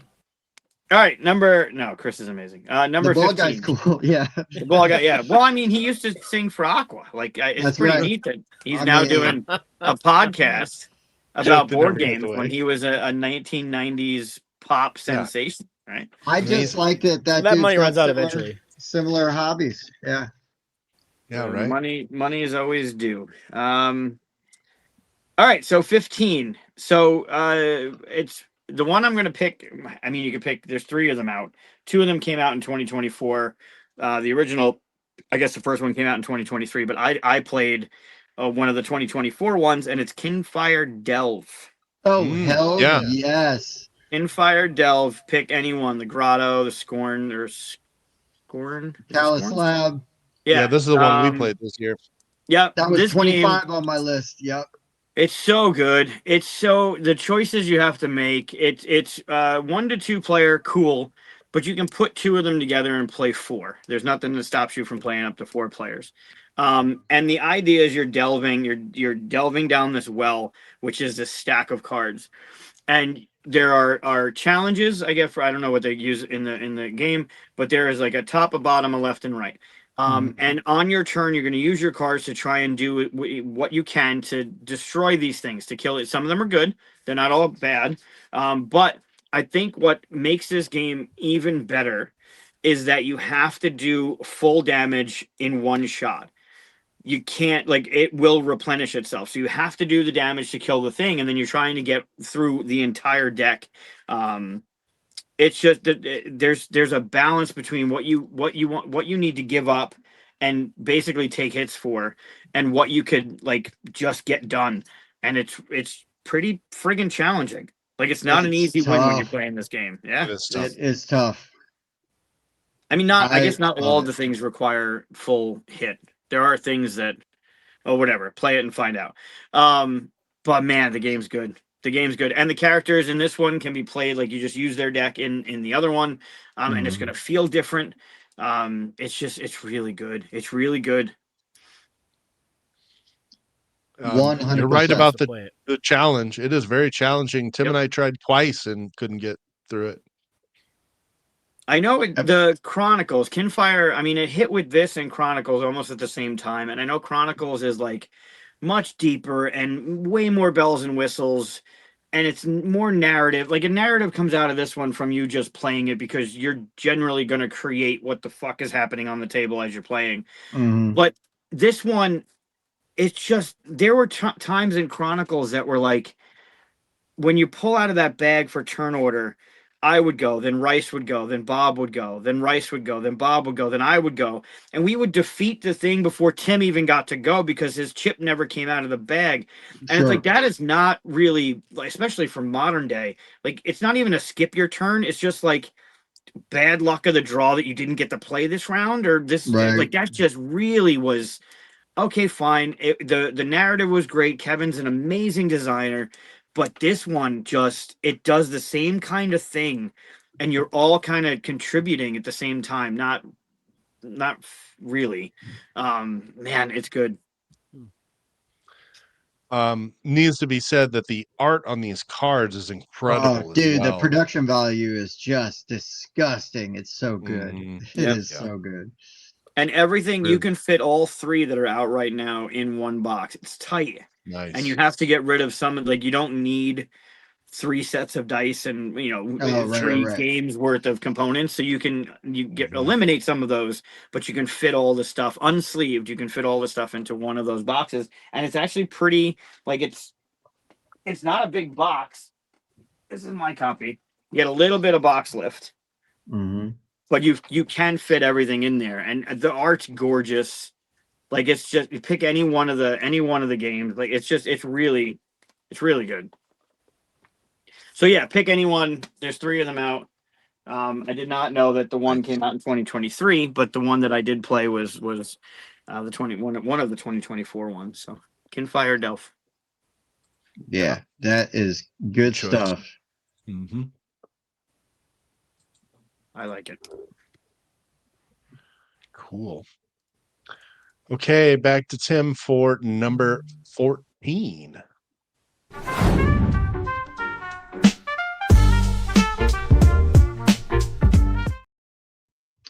My number 14 was a game that Mike really championed going into Gen Con, was really like, oh, I'm going to get this game. It's going to be great. Last year, that didn't work out so good for him. This year, though, with Tag Team, he nailed it. Tag Team is awesome, really fun, really unique. And I think the most exciting thing for me about Tag Team is the opportunities just for very easy expansions, as you can continue to add these combinations. So Licenses. it's like Smash Up, but fun. And that programmed, like how you're programming the moves, right? And you're adding that card, and like where's it going? How are these things now going to resolve? And you're trying to gauge, like, okay, I think that he did this first last time. I think he's still going to do that first. So I'm going to try to have a block ready. I'm going to try to guide that attack towards this character because they've got more health. I mean, it's just really creative. I haven't played anything like this. And yeah. And it looks great and was super fun. So big fan of Tag Team. And The BGA implementation of this is pretty good. is it? I need to get I It just need is. to get my own copy of it.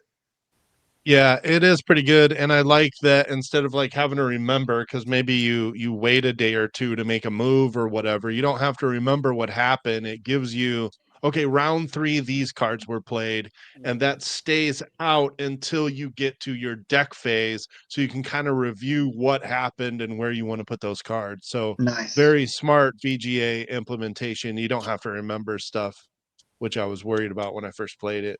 I'm still discovering like character combos and stuff. There's a lot to still Yeah, a lot of dive cool into with characters. that game. Mhm. But yeah, it's a good one. It is. That's why it's my 14. Right. Keep an eye on that's Scorpion Masque. Yep. And Yeah. Hachette does it. Keep an eye on, I'm not sure if Hachette would do it or Scorpion Masque, but they have more coming for that game. Nice. That I don't know if they've announced. I was just trying to look to see if they've made any announcements. So it's kind of that curse of knowing something that you don't know if you can talk about. But Right. they have a license. They have expansions coming, and it's going to be not. It's not expected. And it would be hard to guess, but I think it's going to work really well with the way that game plays inside of an IP. So Nice. I don't doubt it. Ooh, The game lends ooh. itself really well to that. So Oh, I I Yeah, can't can't doubt wait. it.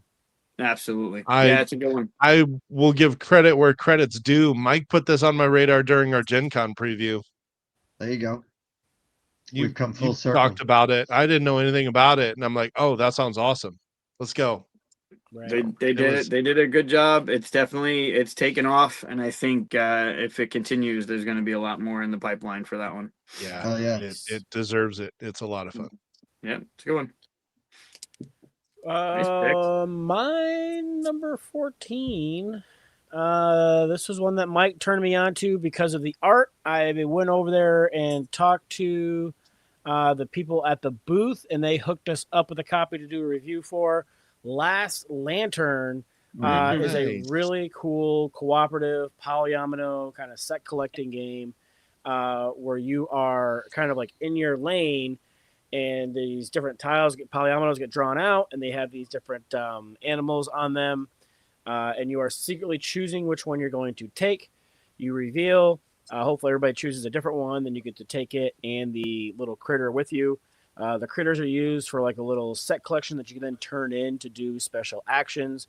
And then that polyomino is going to be placed in your lane as you're trying to fill that board up as you go across. Once you hit certain thresholds, you have to fill in any blank spaces you have by reaching into this bag and pulling out these fireflies. Some of them are lit up, which is good. Some of them are not lit up, which is bad. If you have too many of the ones that aren't lit up, you're going to lose.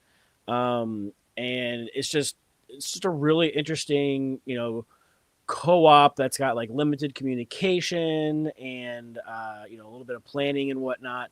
It's super unique, and the art is very cutesy. And I haven't had a chance to play any of the expansions / modules that are included in there, but I've played this a few times, and I've enjoyed every play that I've done. That's cool. Yeah, it's very clever. Really have not played anything quite like it. The cooperative polyomino game is something I haven't seen before. Mm-hmm.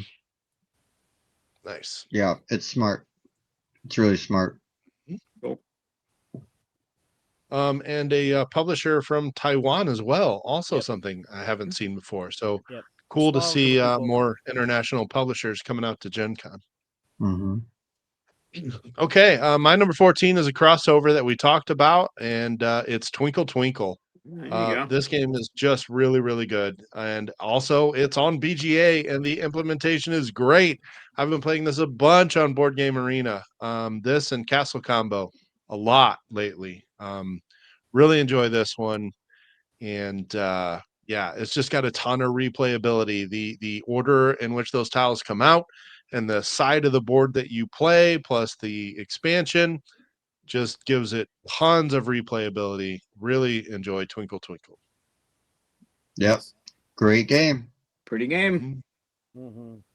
Great components. Yeah, those acrylic tiles are awesome. Agreed. All right, 14 from 2024. I played it for the first time this year. It's called Guardlings. Gardlings. Guardlings. Don't know this one. It is extremely deceiving. That front cover. I had the game all last year. Because I love the designer, Oldsby, something like that. He makes good games, so I got it just on that, and then it sat because I didn't really want to get into like this what looked like a very entry level kids game because of the cover. Mhm. Yeah. And then I played it at Leprechaun this year. Bob taught it, and it is very puzzly.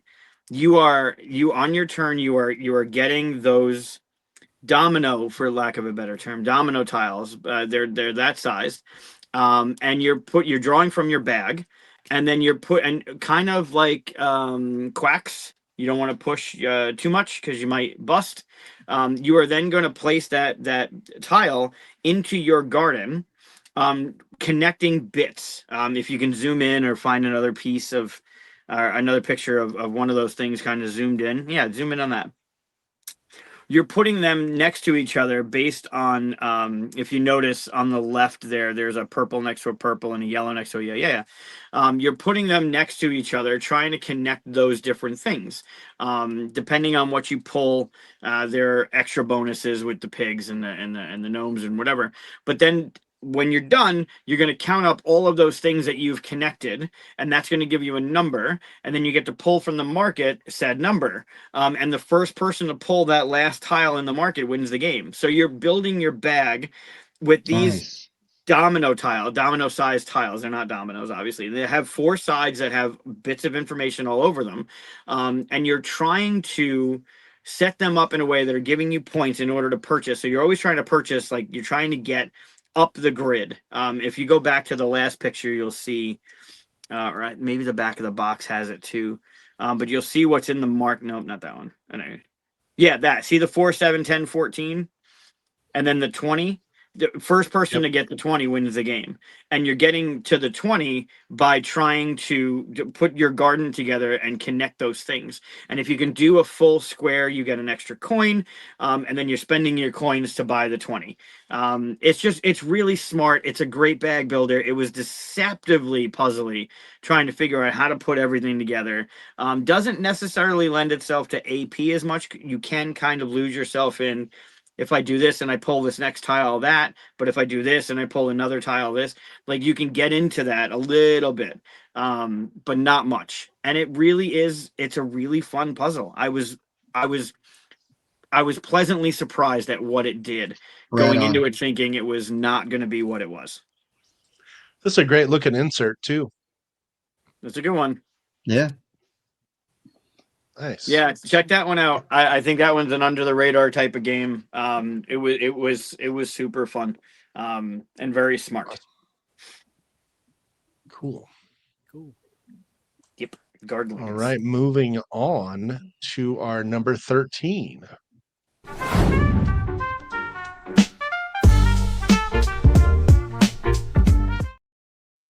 Lucky number 13. You may recognize from our games you must make time for list, because this game you must make time for. I got to play the demo. I don't really count that. I finally got to play the full-blown version with Bob and West earlier this year. I'm talking about an age contrived, amazing components, really unique actions and choices as you're placing those tiles out. And you get one thing with the action selection and you're spending the energy, and then but those tiles are like multi-use, right? They do one thing, and then when you depending on the icon on that tile, when it comes back to you, you're doing a different thing. You can set up some pretty interesting combinations with it. You're also moving an avatar around the board, which is going to give you some stuff. And you can upgrade your player boards, and just a really cool engine building, as you're sliding those action tiles over and then refilling them, with energy, and lots of ways to score points. This game's just a banger. It's harder to get to the table because there's a lot to it. There's a lot going on, but if I can get it to the table, I'm gonna, because it's fun. It's really interesting and really unique, and just badass table presence as well. Once you get those magnetic buildings up, you're going to stop people in their tracks as they're trying to see what the hell you got going on. All right, looks great. Yeah, the full game is definitely better than the demo, because you start to understand like how everything works, and then you get to the end game scoring, and it's like, oh my gosh, yes, okay. Yeah. All right. My number 13, again with the 2-player games, excited to figure out cool character combinations in tag team. Yeah, boy. It was so close to crossing over again too. I couldn't believe it. I thought about just switching them, but I was like, nah. It's like you guys play games together or something. It's almost like that happens. Yeah. Mm-hmm. Crazy. But yeah, no, this was a ton of fun. I'm glad it's on BJ. It'll give me a chance to test out more characters more frequently, and I just think this is super cool. There's just a lot going on inside that box. Like we said earlier, lots of opportunities for expansions, and I want to play this more. Mm-hmm. That's a good one. Yep. Good pick. Yeah, we might have some 3-way crossover there. Okay, but not yet. That's called foreshadowing. Yeah. Yeah, right. Man, this says 2024, but I'm pretty positive this didn't fulfill until this year. This is a Reiner Knizia tile laying game from Mighty Boards called Rebirth. So that's really Oh. funny because I had this as the first thing I thought of for this list that I was going to put on this side of the list, but I don't remember if I played it in 2024 or 2025, so I left it Ah, off. I'm almost certain this fulfilled this year. So I think It they probably jumped the gun on kickstarted the last release year. date on it. Yeah, the Kickstarter was last year. But man, it's really good and it's really simple, but it just gives you a lot to think about on your turn. Crunch per rule ratio, super high on this one. Very simple turns, lots to consider. So you've basically got some tiles and you are going to flip one over and you are going to place it out on the board. You've got these are your farm tiles, and the more adjacent ones you can connect, the more points they score. You've also got these ones that have there we go, settlements with the houses on them. Settlements. So basically, what's interesting about this, if you have the most, it's like an area majority type of scoring. But what's interesting is how the tiebreakers are done. If like this player here had just played, it's going to do the super zoom in, isn't it? Yep. You can never predict how far it's going to zoom in. Um, if they had only played a settlement of one, whoever placed the tile loses the tiebreaker. And I find that a really clever tie breaking mechanic because it forces you to win that area majority puzzle instead of just try to tie it. But Mhm. then you've also got these different castles out here. And whenever you are able to place a tile adjacent to one of them, you get kind of an in-game scoring bonus that you start shooting for as you play, and you start collecting a whole bunch of those. It's really simple. But it's got a lot to consider. It's got great player interaction because you're trying to block people's routes from getting these long chains of adjacent tiles. It definitely has some similarities to some older Reiner Knizia games, like Tigris and Euphrates, for example. Really, really good game. I enjoyed this one a lot. And Yeah, it was really good. you're showing the back of the main board. You actually Yeah. recommend playing with Ireland, and then Yes. you flip Agreed. the entire board over and you're playing Scotland, and that's where you're Hmm. getting your bonuses, putting next to your castles and stuff. Like they use the same components, and some of Yeah. them are used in different ways. But the entire board, like one of the worst things is just a black back of the board. Like at least put Mhm. art Yeah. on it. Wasted They actually space. utilize it as a totally different setup. Hmm. This game was great. Mighty Boards, they're one of the Art Society. They've just knocked it out of the park lately. They're amazing. Mhm. Yeah. Agreed. And also agree with playing the Ireland side of the board. These are kind of some of these bonus cards you can pick up by getting those castles out there. Yeah. Yeah, not finding a ton of pictures on Ireland. It doesn't look any different, but the way those cards get picked up, you splay them out as like a market instead of just kind of drawing one from a deck. But yeah, two very different ways to play. Yeah, fantastic game. Yeah, great game. I mean, they recommend playing Ireland first so you learn it and then play Scotland when you want to like ramp it up or feel fresh, but the restriction of you have one tile. Like there's no choice. There's not like a Yeah. handful of whatever to play. You have one tile and Mhm. you're putting it out on the board, and where are you going to block somebody? Are you going to better yourself? Are you going to create a chain? Are you going to go next to a cat? There's a lot deceptively thinky, not Yeah. AP inducing, but man, that's a Mhm. really solid game. Yep. This Yeah. one Mhm. just missed my list. I have found myself wondering if like because you have four tiles in front of you and you only flip over and have knowledge of the one and then you replenish it after you play it and then you but I found myself wondering if you could see like two tiles out of your four, how much that would make a difference or if it is something that is worth trying. But still I love the game, so I haven't tweaked with it.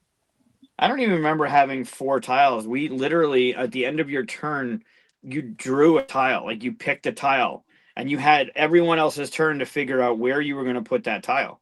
It wasn't Oh, like I don't remember having 4, but still, in essence, it's the same thing. You're Oh. focused on one tile, and that tile is the tile you're going to play on your turn, and you know it at the end of your turn. So that tile Sorry. that you get at the end is the Yeah. one you play. Yeah, I Mike's remember right. what it is. There's 3 that you take out of your supply that you don't Correct. get to play. Correct. That's right. That's right. Correct. So yeah, there's 3 you never see out of your whole So good. collection of tiles. Yeah, really good. Great game. Great game. Great components. Great. I mean, you're up and playing again pretty quickly. There's not much to get. I mean, it's a couple minutes, and then you're playing the game. Like that's a good one. Good pick, Mikey. It was my 30. So yeah. Yeah, same. Saying that it was your 30. You guys are just ridiculous. Yeah, sometimes. We've been friends too long. Yeah, Yeah, like legit. My number. I'm looking at it right now. My number 30. I I thought really you were gonna say I like might- legitimately it's too long. Oh, yeah, like no, yeah. Oh, no. Well, I only played those 2 players with Bob, and I still really enjoyed it. I can't wait to play with 3 or 4. I thought Bob actually might have it higher. So I think if we had played it a couple more times with more people, maybe with like some friends or family, it'd probably been better. Oh, true. Yeah. what a concept. What happens if you play that game a lot between now and the next show? Could it eventually creep into your top 20? Not now. It's too late. The list Not has been now. made. Okay. List is started. Yeah.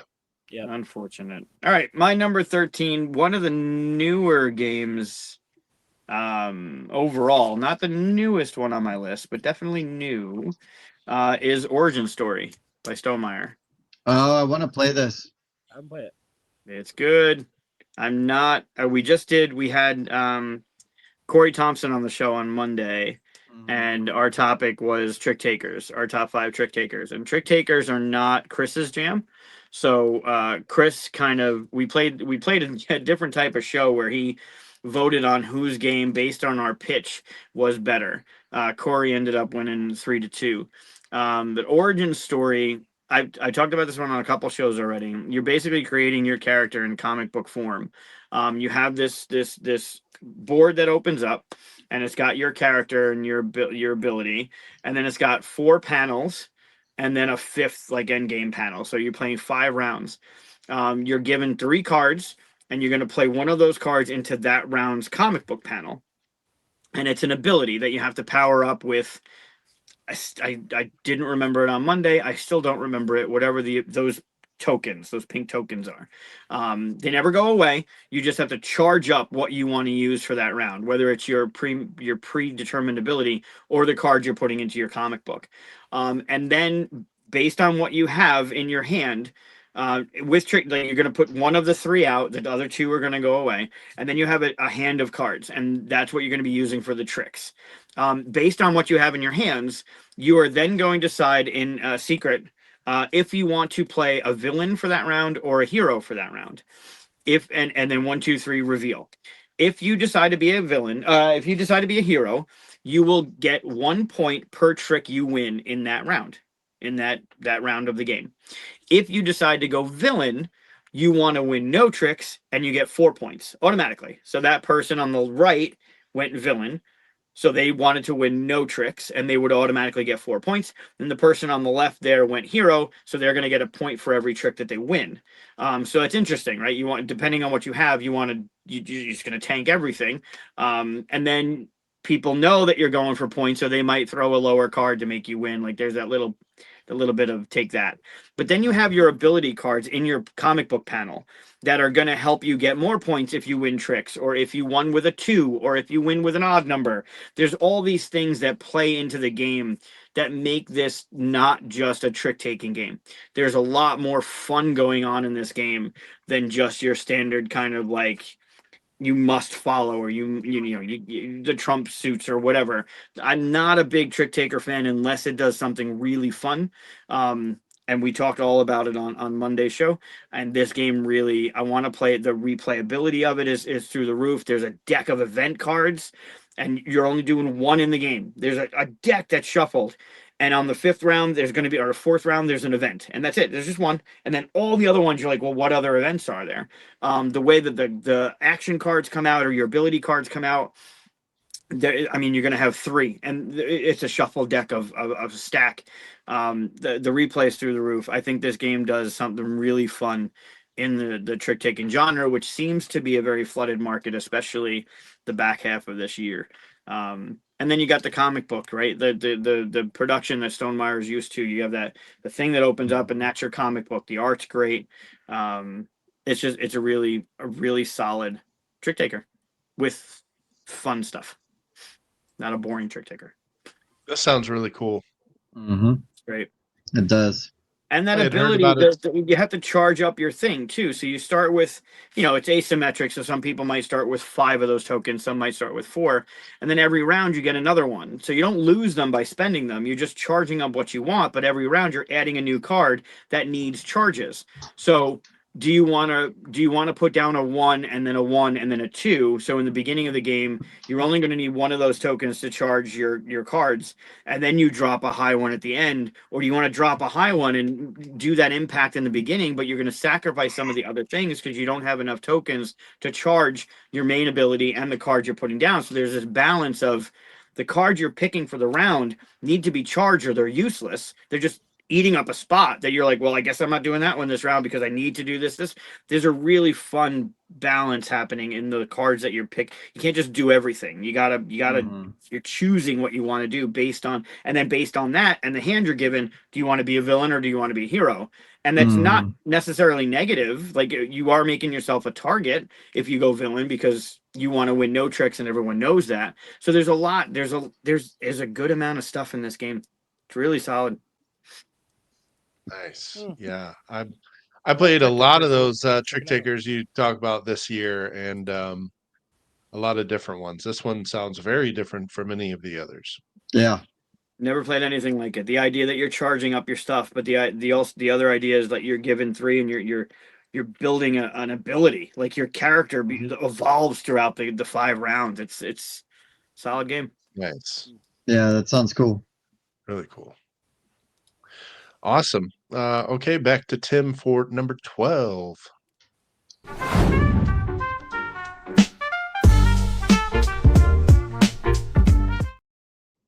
All right, for my number 12, we had the opportunity to review this game at a Kickstarter for the expansion. Base game it's not new, it's relatively new. This is my kind of racing, and I'm talking about Joyride Survival of the Fastest. You guys can have your heat where you got to drive and like manage your turns nicely and everybody's pinkies up. Give me Joyride where we're smashing into each other. There's rockets and oil slicks and all kinds of, you're dropping mines. This game was super fun. I really like it. I love the art. I love the vibe. I love sort of that gearing up and gearing down mechanic. Like, the way that they do it is a little different than in Heat. Heat's is good. Don't get me wrong. Like, not dogging that, but the way that they handle it and with what they do is really cool. Great chunky components. Looks great. I just had a great time playing this game. It's a fun romp, that's for sure. Yeah, it is a romp. A romp is a good way to describe it. You just gotta be okay with like shit going sideways because it's what's gonna happen. Quite literally, yeah. Yeah. You get spun around going the wrong way, and it just takes you forever to kind of get around there again. But yeah, big fan of this one. Really liked it. I'm glad that we got to play it and review it. Speaking of review games, Tim and I got to play this bad boy, and it's Hoplomachus Remastered. Oh yeah. Do love some do you like gladiator movies? Yeah. But there's just these really cool factions that are super asymmetrical. You got these stacks of chips, and then like I had this one faction that I was able to like pull his dude into me, and I had a beast, and the beast would kind of want to do what it wanted, but if there was an enemy next to it, it would attack him. So I just kept pulling Tim's dude adjacent to my beast, and my beast was just sitting there just attacking the crap out of him. And man, this came down to where I had him, but I just strutted in there with my leader dude, and I was going to take my swing, and I didn't kill him, and Tim managed to luckily take a swing and The take my guy out. exact roll. I needed a Yeah, the perfect exact roll roll. to get it, and I Yeah. got it. But it was like literally a stand up and like stand up and cheer moment. And when you get those in the games, right, it's like, where's your wow factor? And that was, we legit had it. I'll be talking about this game in a future later show. on. Yeah, I like how you like the crowd favor, and you're trying to like get them on your side to unlock abilities and whatnot. And yeah, this was super cool. And I played the solo, the Pandoras, I think it was. What was it called? Yeah, maybe. But yeah, and then the solo one was neat because it's just this long, like, you're building up your kind of not necessarily your faction, but like your tent and your gladiator crew, and recruiting people to your side, and you're traveling around like the area, and yeah, see, we didn't get the chance to use the boats yet. That's part of the expansion. I can't wait. Cannot wait. Yeah, Pandora's Wake. Yeah, there you go. That's the expansion bit. But no, yeah, this was. I mean, if you like glider stuff, if you like combat types of tactical movement and whatnot, this game is great for that because the different factions all play very differently, and it's a good time. Yep. Yeah, and then the stronger you are, like you have like different dice that have like different amounts of hits on each one, and so you're just trying to load up on all these dice, and and then the one that I play, that the solo bit, you're leveling up your character and you're adding more dice, making your dice stronger, things like that, and so that's always fun to do. Mm-hmm. Nice. Okay. Time for me to get a trick-taking game on this list. It's not a competition, Mike. No, well, I mean, sometimes. Sometimes, yeah. Sometimes it is. But I know this is one that another one that we got to review.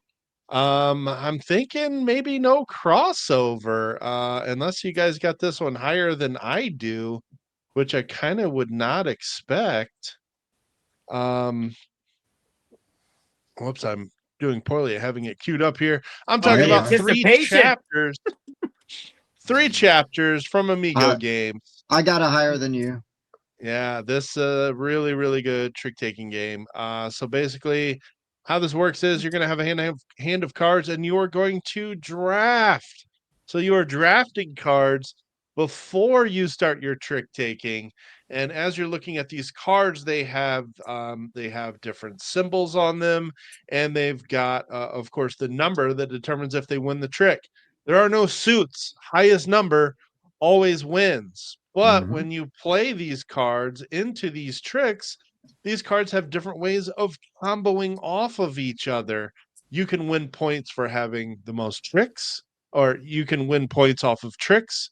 You can win points off of getting these gems, and you can also get points off of hearts. And all of them are viable strategies. You could win by having the most gems. But like there's certain cards that will give you gems, and these are all based off of like fairy tale characters. And unfortunately, it's hard to find photos that are in English. Yeah, I always have this problem. But like this ogre, for example, every other one of these things that is play. Of course, it's going to do 2 super zoom in failure. Every other paw that is played into the trick is going to get you a gem, for example. There's others where, like, if the big bad wolf is played, you can get hearts on during a trick. And so you play this whole trick taking round out. And then at the end, those cards trigger again. So it's just a one hand of trick taking, but with the draft and the way these cards combo off of each other, it just works extremely well. It's a lot of fun, and there's a lot of different ways to win the game other than just taking tricks. And it plays super fast. Yeah, it's like a 10 or 15-minute game. Yeah. Yeah, I could see like maybe trying to play like a 2-round game, but I think it's fine how it is. Sure.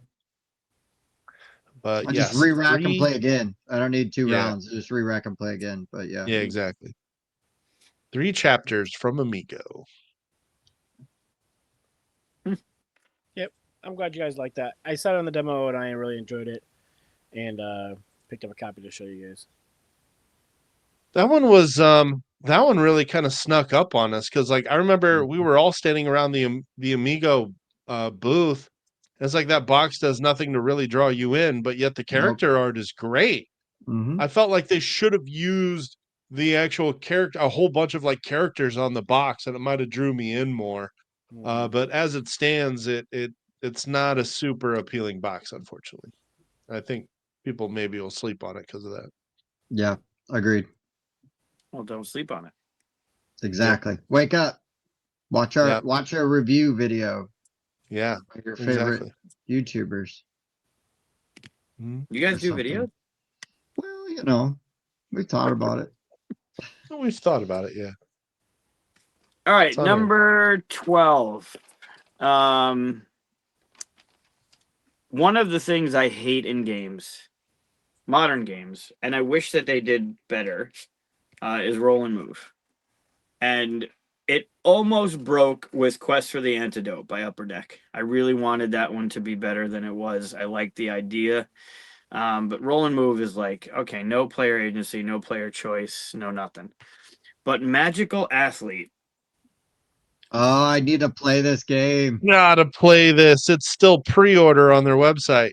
I keep It checking. is fantastically fun. Mm-hmm. You literally roll and move. But in the beginning of the game, you are drafting character abilities. And you're playing 4 rounds. And each round, you are playing one of those characters. And one of the characters, every time you pass them, you trip. You get knocked over. Or every time you roll something, you go back. The character cards are manipulating the rules of the game and what happens when you either pass them or move or whatever. And the round ends when 2 people cross the finish line. First player gets first, second player gets second, and that's the round. And then you play another card. It sounds like it shouldn't work and would be the most like we did the game curriculum in the high school. It feels like something that you're like, all right, this was funny, haha, good job. It works so surprisingly well and is so much fun. It every time we played it, it's been a hit. I can't recommend this one enough. It Nice. really is fun. Nice. Yeah, that art looks really interesting. Like, it looks funny. And It does. every card has a meeple that goes with it. A chunky wooden meeple that's printed, that's got the silk screen on it. And I mean, Mhm. if you zoom in, you can see the one meeple there. I think is it Big Baby Yeah. or Huge Baby or whatever Huge it is. Baby. Yeah, Huge Baby looks hilarious. Yeah. Oh my God, they're great. They're great. But and it's a shame that they're covering up. Yeah, there's the banana. You trip any racer that passes you. The main move, the point chip if I'm in last place. Yeah, so I mean they all have some sort of ability. And then you choose what you want to play for that round, but then they just manipulate each other as you're going, and you're involved in every roll, no matter whose turn it is, because you're on the board. Like that Mhm. matters. Because if they're passing you or if you're in last place or when a racer on my space moves, I can move to their new space. So I mean it's just they're really clever and they're really goofy and it works really, really well. I can't wait to play this. I love racing games. It has no business on paper. It has no business being as fun as it is. Like if you're like you playing a character's going to do something. You're literally rolling and moving that many squares. Like it's ridiculous. And then the board has spots on it, like old school kind of style, like Candyland, Snakes and Ladders, or Shoots and Ladders. Snakes Shoots and and ladders. Shoots Yeah. and What's ladders. snakes? Whatever that was. Shoots. Yeah. Right, but isn't there snakes in something? There is a snakes and ladders also, but it's, Okay. Is there? yeah, yeah.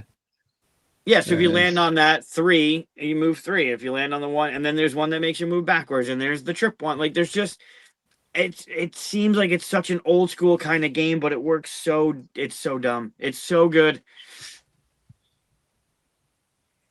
Hell I yeah. can't wait to play it. Grab Can't that wait. one. I also CMYK. love like the weird art.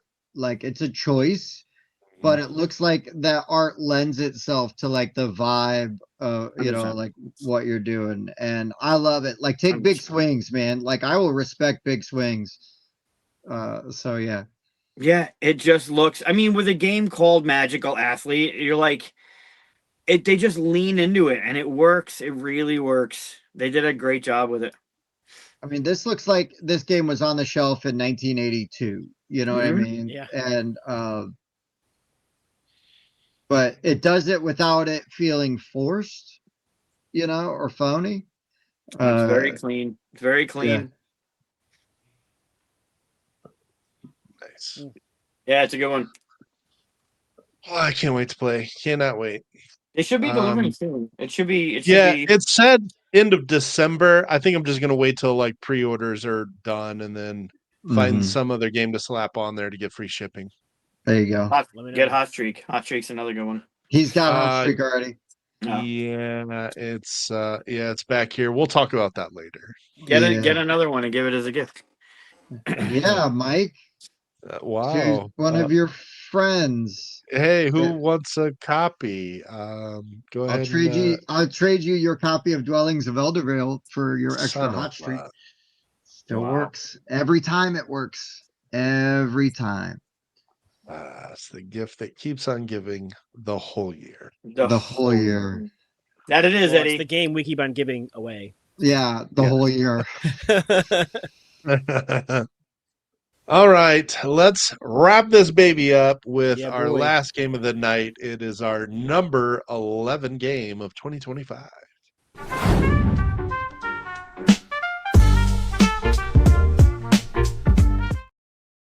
We talked earlier about deck builders with like a static market. This deck builder has a static market.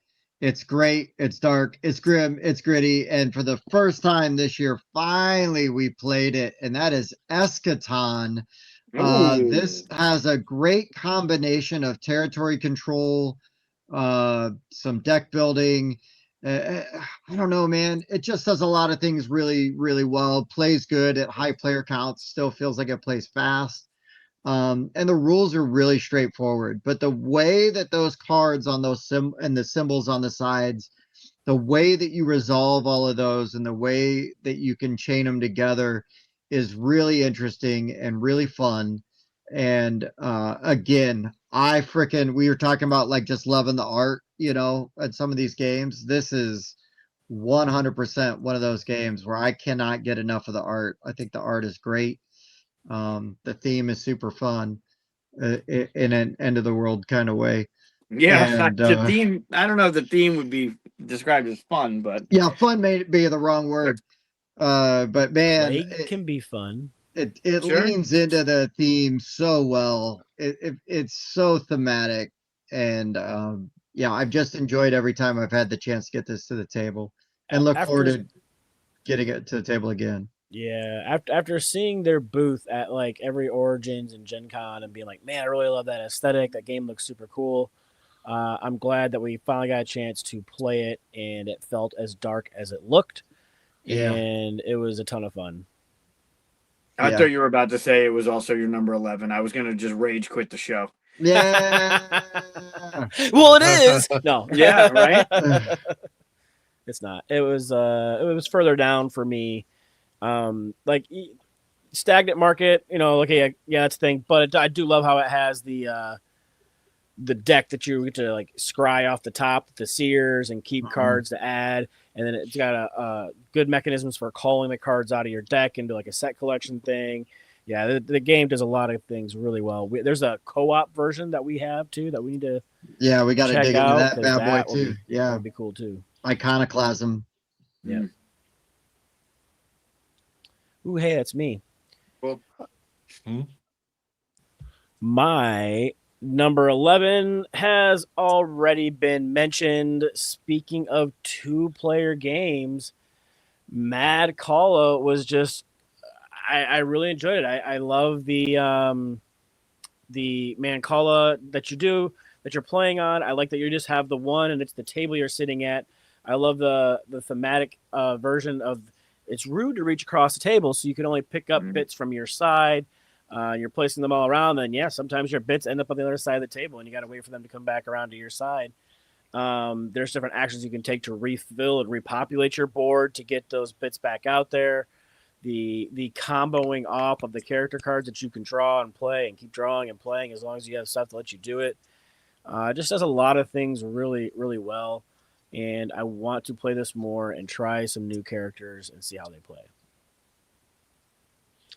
And I love that art style. Like the color like pattern on, between Wonderland's War and this one is just awesome. Mm-hmm. That was fun. Never really played anything quite like it. Very unique. Okay, my number 11. Well, if I can spell it right, can I spell it right? Nope. There we go. This is a 2021 release. And this is actually another Reiner Knizia tile laying game, and I'm talking about Millefiori.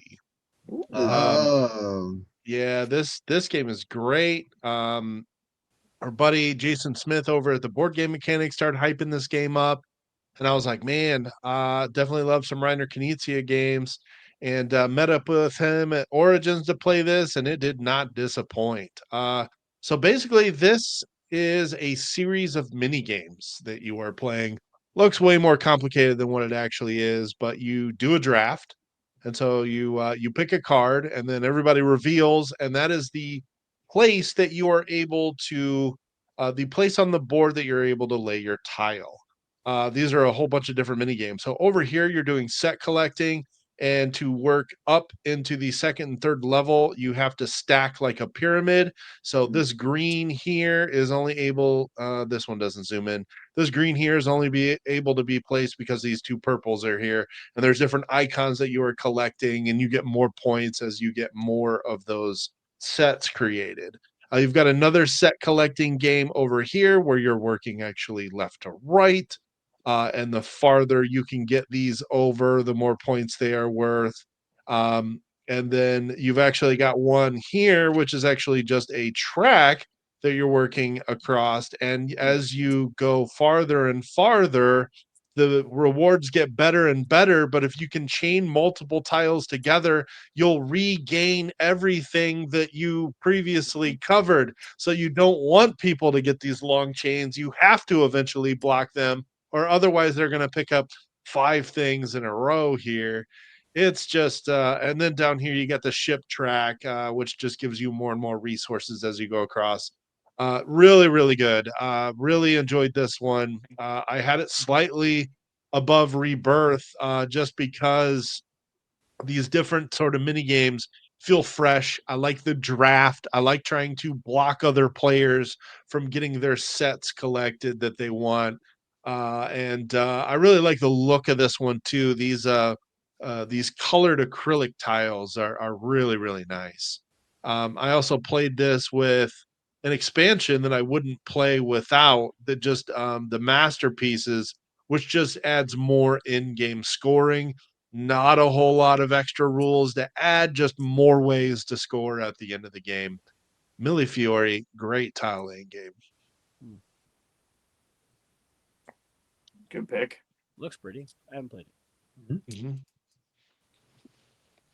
I had to import that one. I wanted it so bad before it was released in the States. Man, I lucked out, and like right after I played it at Origins, I strolled over to one of our local gaming stores, and they had it plus the expansion right next to each other. I'm like, wow, awesome. That was the Griffin Bookstore, guys. That was pretty cool. Right on. Yeah. Nice. All right, so I ended, huh? You end it. I'm gonna end it with a banger. Bring it home. Yeah, hell yeah. This would be higher if I played it more. I played it once and it blew me away. It's based on a series that's been out for quite a while. I like a lot of them. Some of them are kind of useless, but the ones that are good are good. I'm looking at Fall of Rome and Rising Tides. But it's Fate of the Fellowship. Oh, right on. the pandemic Lord of the Rings. Mm-hmm. Okay. It is. I am not Stephen Bonacore level Lord of the Rings Oh, fan. yeah. He's Right? insane. Yeah. It's bonkers. And I'm not half Stephen Bonacore fan of Lord of the Rings. But I do enjoy Lord of the Rings, and I enjoy The Hobbit. I enjoy the 70s cartoon of The Hobbit. Yeah, the Ralph I like Bakshi. Yeah. I love it. I love it. This one really feels like you're playing the movie or the book.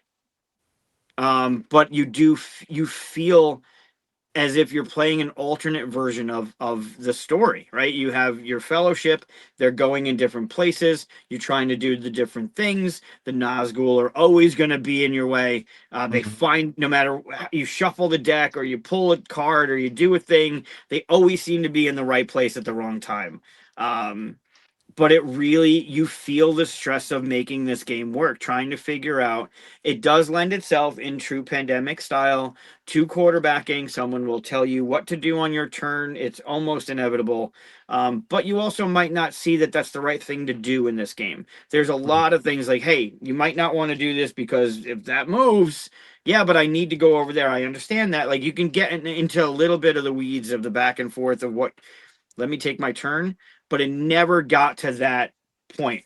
This has a lot to do with the people that you're playing with. If they are that type of person, probably not going to have a good experience. Right. But man, Right. it feels good. The story, the characters, the way you're playing the game, like it does a lot of good things, and it feels pandemic-y to a point. I really didn't think that I was playing a pandemic game. I really felt like I was playing a Lord of the Rings game, and there just happened to be this pandemic name on the box, right? It's a pandemic. It's not. It feels fresh. It feels fun. It's Mm-hmm. super challenging. It's not easy, but it does a lot of really good things. If you haven't given this one a shot, it's worth it. The tower fits in the box. Like the production is it's through the roof. They did a great job with this one. Sweet. Will not be my only Lord of the Rings mention. Ooh. Ooh. Okay. I might have a Lord of the Rings mention on the opposite version of this list. The opposite. Oh. Ooh. Yeah. Huh. Interesting. Shall we do a quick rundown of our 10? Yeah, let's do it. Do it up. Let's hop to it. All right. So my number 20 was Concrete Canvas. 19 was Twinkle Twinkle. 18 Finspan. 17 Enthroned. 16 Duat. 15 Clank Legacy. 14 Tag Team. 13 An Age Contrived. 12 Joyride Survival of the Fastest. And my number 11 was Eschaton. My number 20 was Aqua Garden. 19 also Twinkle Twinkle. Ridiculous. Dungeon Diners came in at number 18. Number 17 was Light Speed Arena. Number 16, The Goats and the Goblins. Number 15, Enthroned. Number 14, Last Lantern. Number 13, Tag Team. Number Back again. Sorry. Back again. Number 12, Hoplomachus Remastered. And my number 11 was Mad Kala. Checked it, direct it, let me begin. My number 20 was Trails of Tucana. Number 19, Wine Cellar. 18, Mad Kala. 17, Lightspeed Arena. 16, The Last Command. 15, Castle Combo. 14, Twinkle Twinkle. 13, Rebirth. 12, 3 Chapters. And 11, Millie Fiore. I started with Dabawala, went to Agent Avenue, Australis, Chemical Overload, and then Tirnanog. And then 15 started with Kinfire Delve. Pick one of them. Guardlings, Origin Story, Magical Athlete, and then finished up with Fate of the Fellowship. Nice. There's for like us having the opportunity to play games together, and we do run in some similar circles. There's a decent amount of variety on these lists. That's pretty exciting. Yeah, for sure. A lot But of good stuff. that was just our 20 through 11. Stay tuned next week where this series continues, and we're going to cover our top 10 games we played for the first time in 2025. It's going to be good. Googs, thanks, man, for hopping on and doing this with us. Oh, yeah. It's Right. always a good excuse to have you Great on to as a see you, guest. as always. So, yeah. Yeah. You don't need excuses. All you need is a direct message, and I'm in whenever you guys need it. I love you guys. I love being on here. It's fun. It is it is a mutual feeling, my friend. Thank But you. all right, well, let's wrap this bad boy up. We will hopefully let us know what in your list in the comments. Let us know what your favorite games are from 2025, and what games you think are going to be in our top 10. I don't know. Also, make sure you're checking out the Full 42. They go live every Monday, and that is a great show. They have amazing guests, play fun games, do all kinds of stuff. And they do, I love that you guys do your list. Sometimes it's movies, sometimes it's games, all kinds of stuff. Mm-hmm.